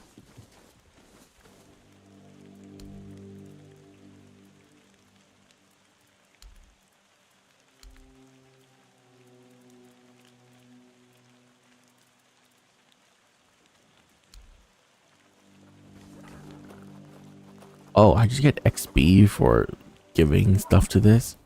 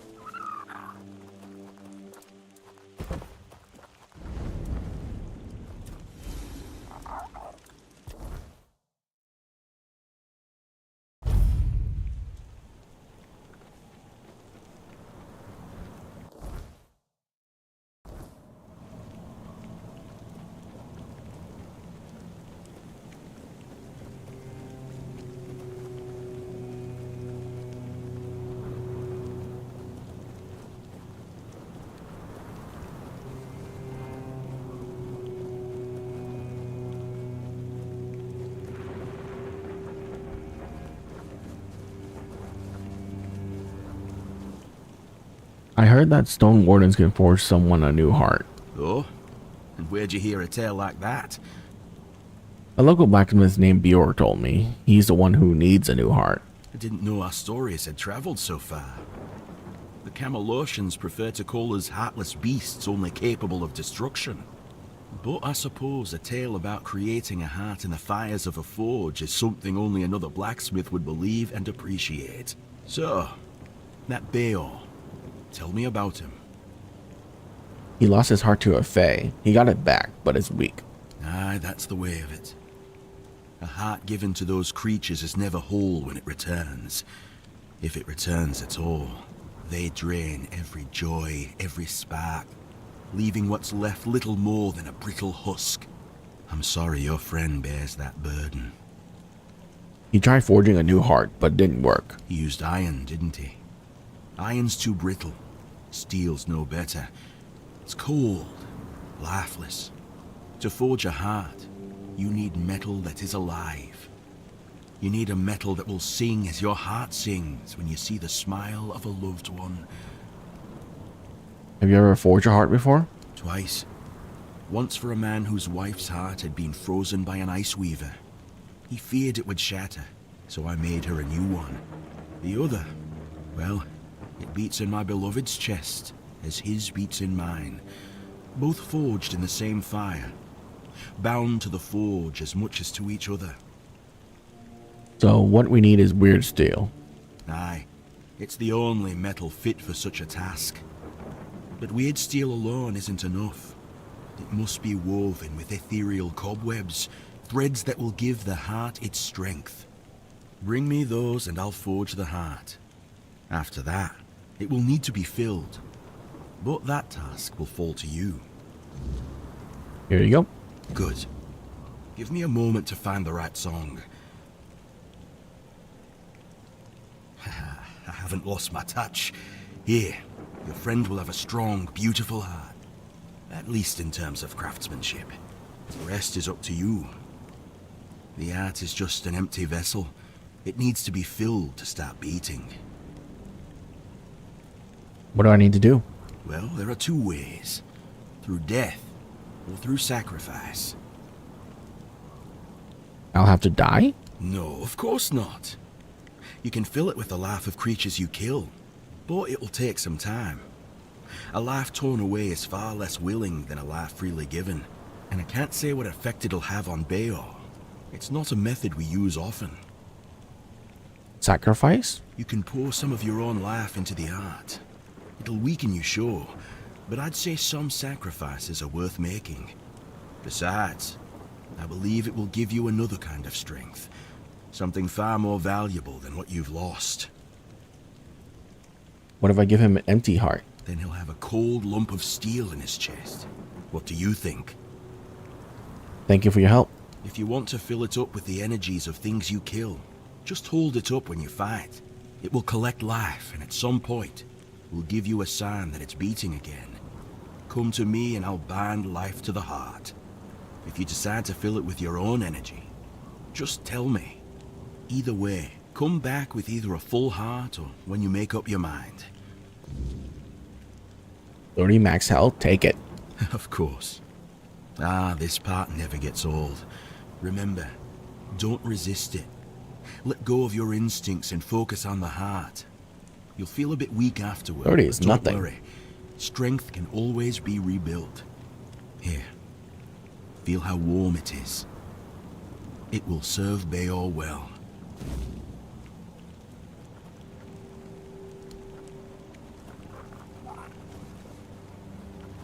If you're here to talk.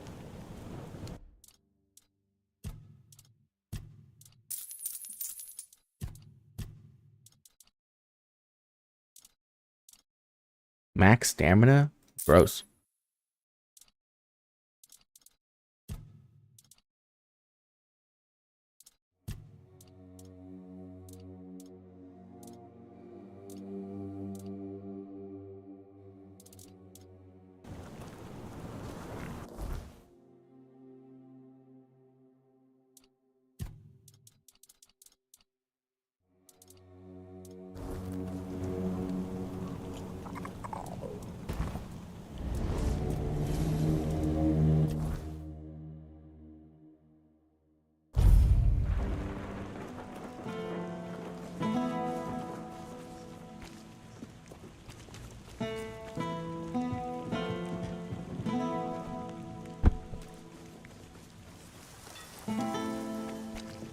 Got something for me to look at?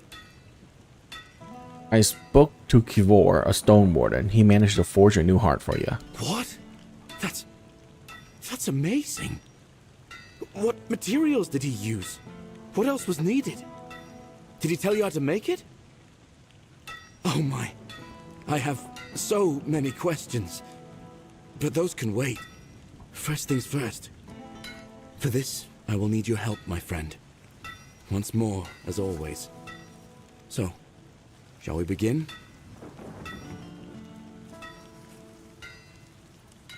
Lie down, close your eyes, and don't worry. Kivor made sure the new heart is strong. Okay then. Let's see if those Stone Warden legends have a grain of truth in them. I suppose that's it. Surprising how simple it is to look into someone's heart and tear it out, isn't it? How do you feel? It's different. Everything looks a bit like it's mired in fog. But I don't feel bad. In fact, I feel good. I feel stronger. I guess more will become clear with time. For now, I'll just have to wait and see. The measure of my debt to you is 2 hearts. I don't know how a man could ever repay something like that. I'll be going back to work. Visit me sometime. Don't be a stranger.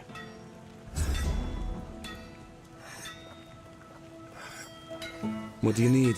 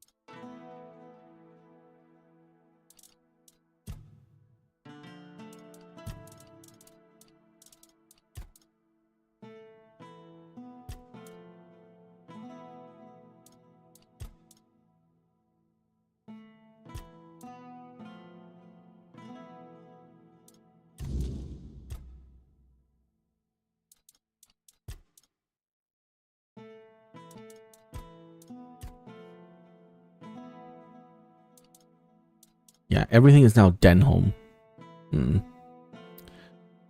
And Tyrannus is just gone. So can't really do anything about that.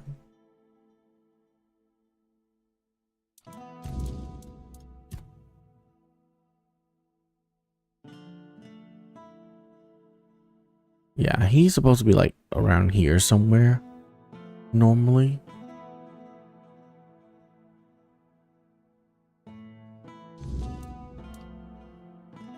Oh well.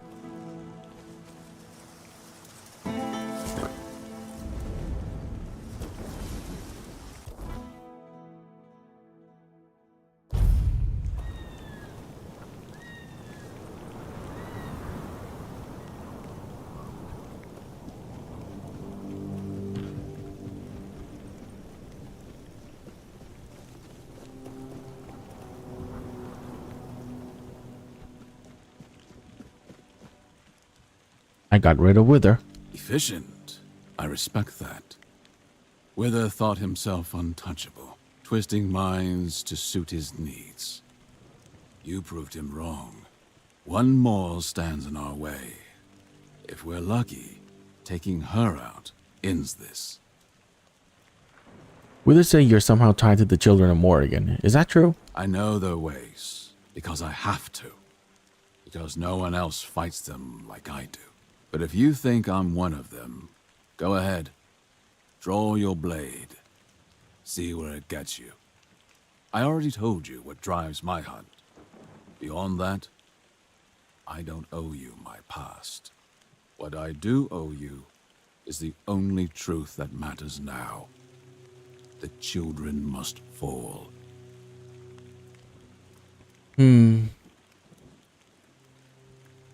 Well, as long as we're fighting them, I don't care about your past. Glad to hear it.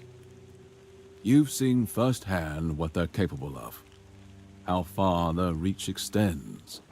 The people of Avalon deserve the chance to shape their own fate. No hidden masters, no shadows pulling the strings. That's why we do what we do. And you, my friend, are damn good at it. This is the first time you asked me to hunt a woman. Women make the best predators and deceivers. Born knowing how to listen, how to vanish, how to strike when least expected. The children of Morrigan don't care for strength alone. They value shadows, whispers, secrets. And she's better at all three than most men I've killed. Underestimate her, and you won't live to regret it. So, who is she? She's a Pict. I don't like killing women. I've killed so many women in this game. Far enough to be forgotten, close enough to still pull strings. Not just a fighter, but a master manipulator. No need for a blade when words can turn others into weapons. And when persuasion fails, something worse takes its place. Summons. Creatures bound to her will. Ready to tear apart anyone in the way. You mean like those skeletons right Be there? Extra careful. Magic isn't the only danger. Doubt is too. If you're not certain why you're there, you won't survive it. Go prepared, or don't go at all. When it's done, meet me near the mountain. I believe we're at the end of the road. Soon, you'll claim the ultimate reward.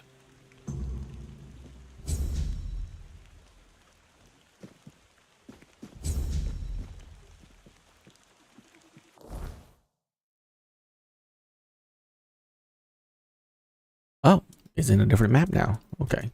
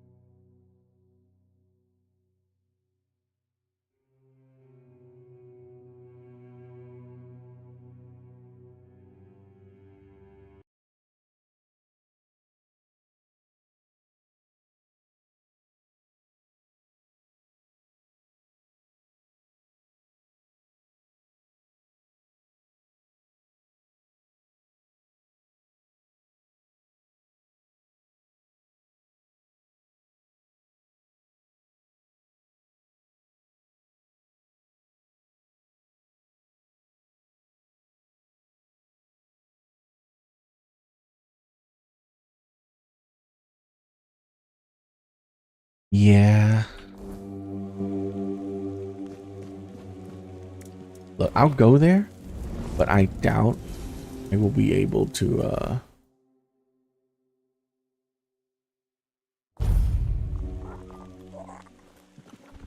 do anything here.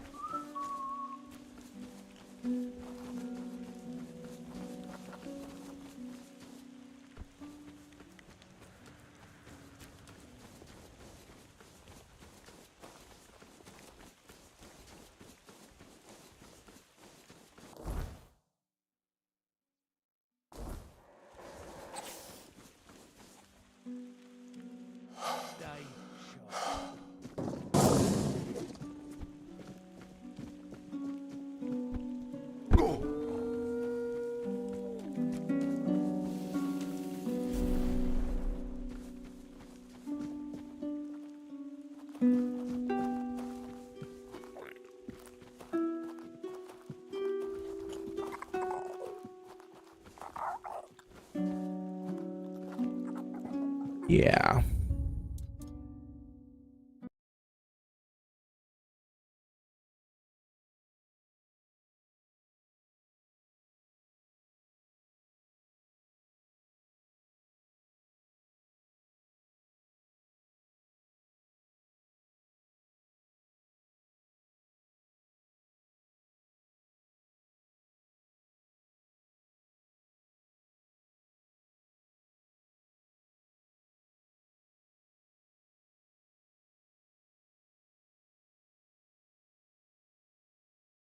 Okay, well, I got one more thing I can do. Maybe, I'm just hoping.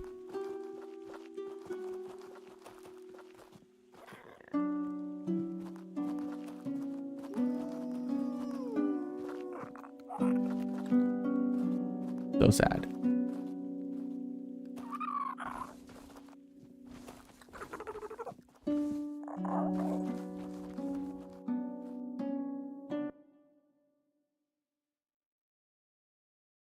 Oh, man, yeah, I heard that Act 2 and 3 is gonna have like so many bugs.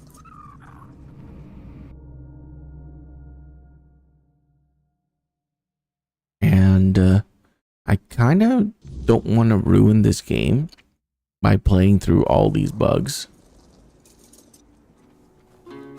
Because it's a really good game. And these bugs are just like kind of killing it for me.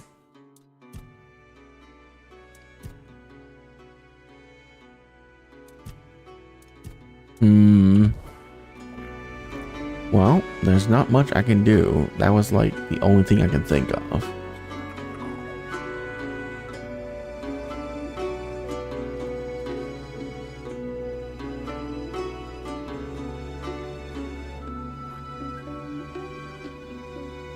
I mean, the console doesn't do anything.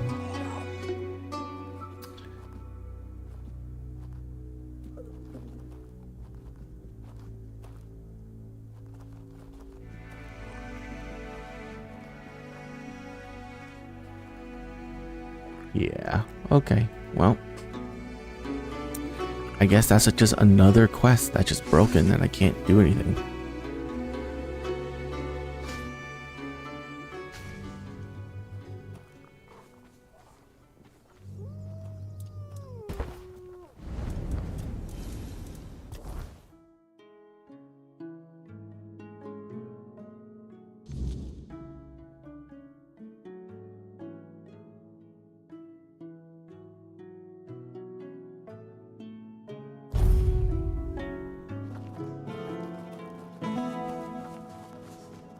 And the only thing left to do is talk to the captain, which I hate his attitudes. I'm just gonna kill him.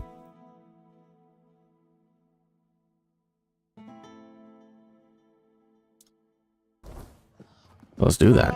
Let's see if all of the quests that are related to him fail if I just kill him.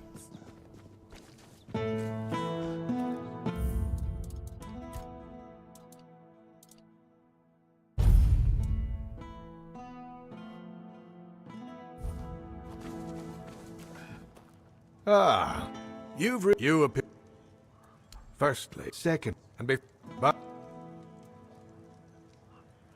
If that's really what you wanted... That away.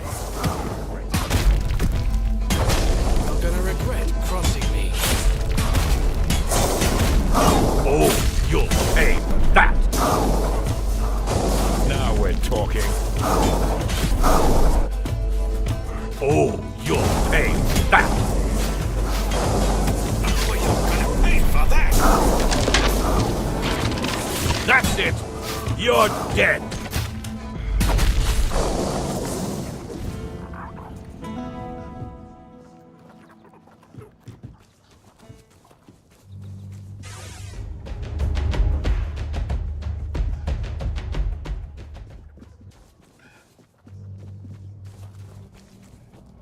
Hey, you! Well, well, well. This...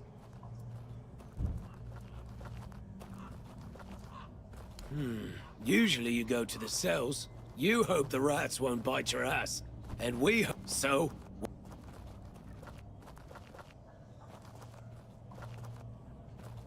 Don't worry. You'll have plenty of time.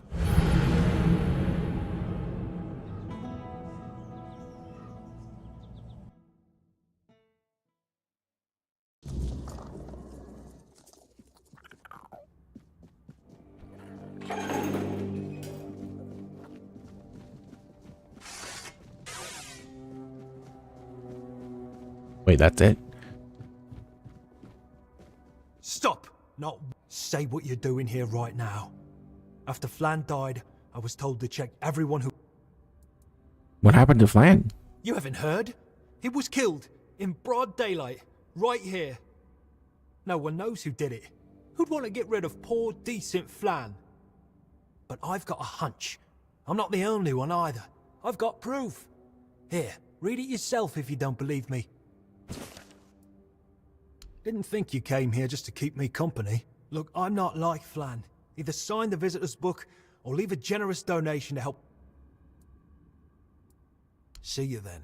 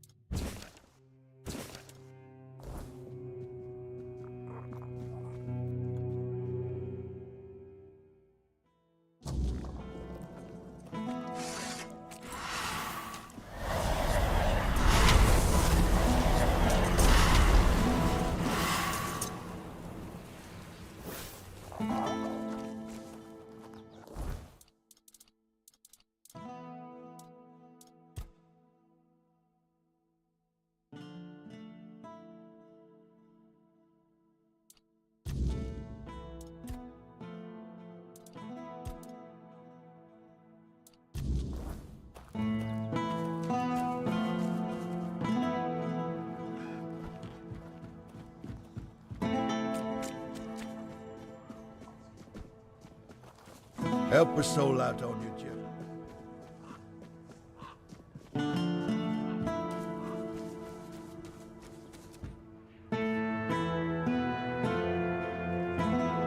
Wait.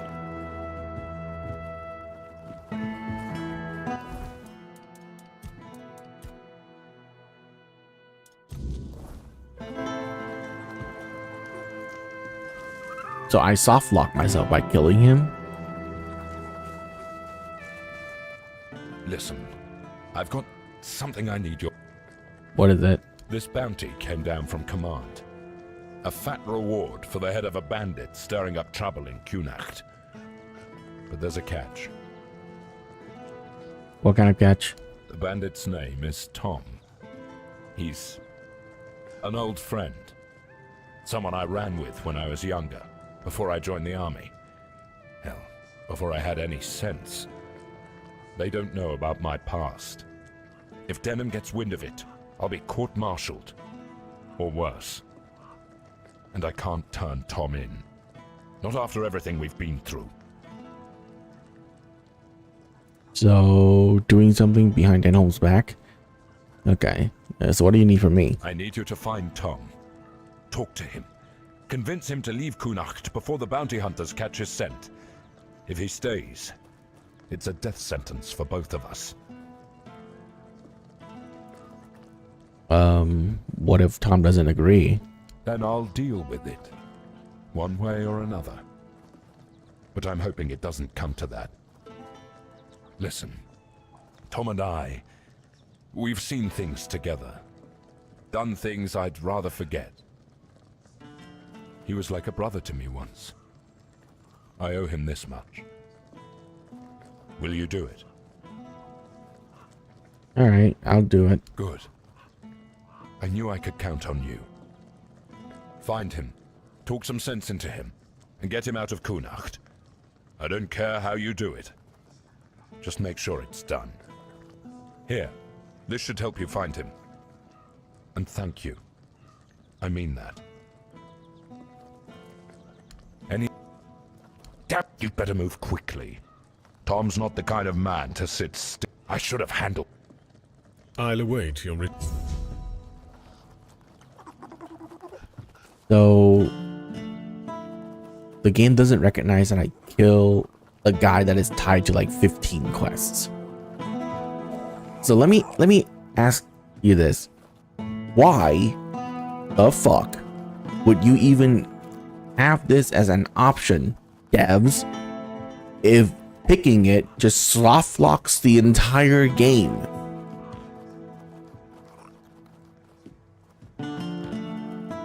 Why is this an option? What kind of retard put this as an option?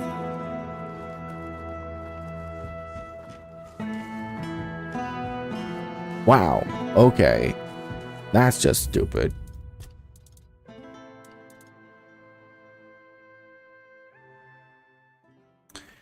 Well, I am gonna call it there for today. Because apparently you kill him and the game just dies. So yeah, you just can't randomly just kill people in this, I guess. Pretty lame, especially it's like one of the options that, you know, you're supposed to be able to take. Oh well, I'll see you guys later. We'll continue this and we'll have to agree with his requests and bullshit and all that stuff. All right, it's disappointing, really. Bye.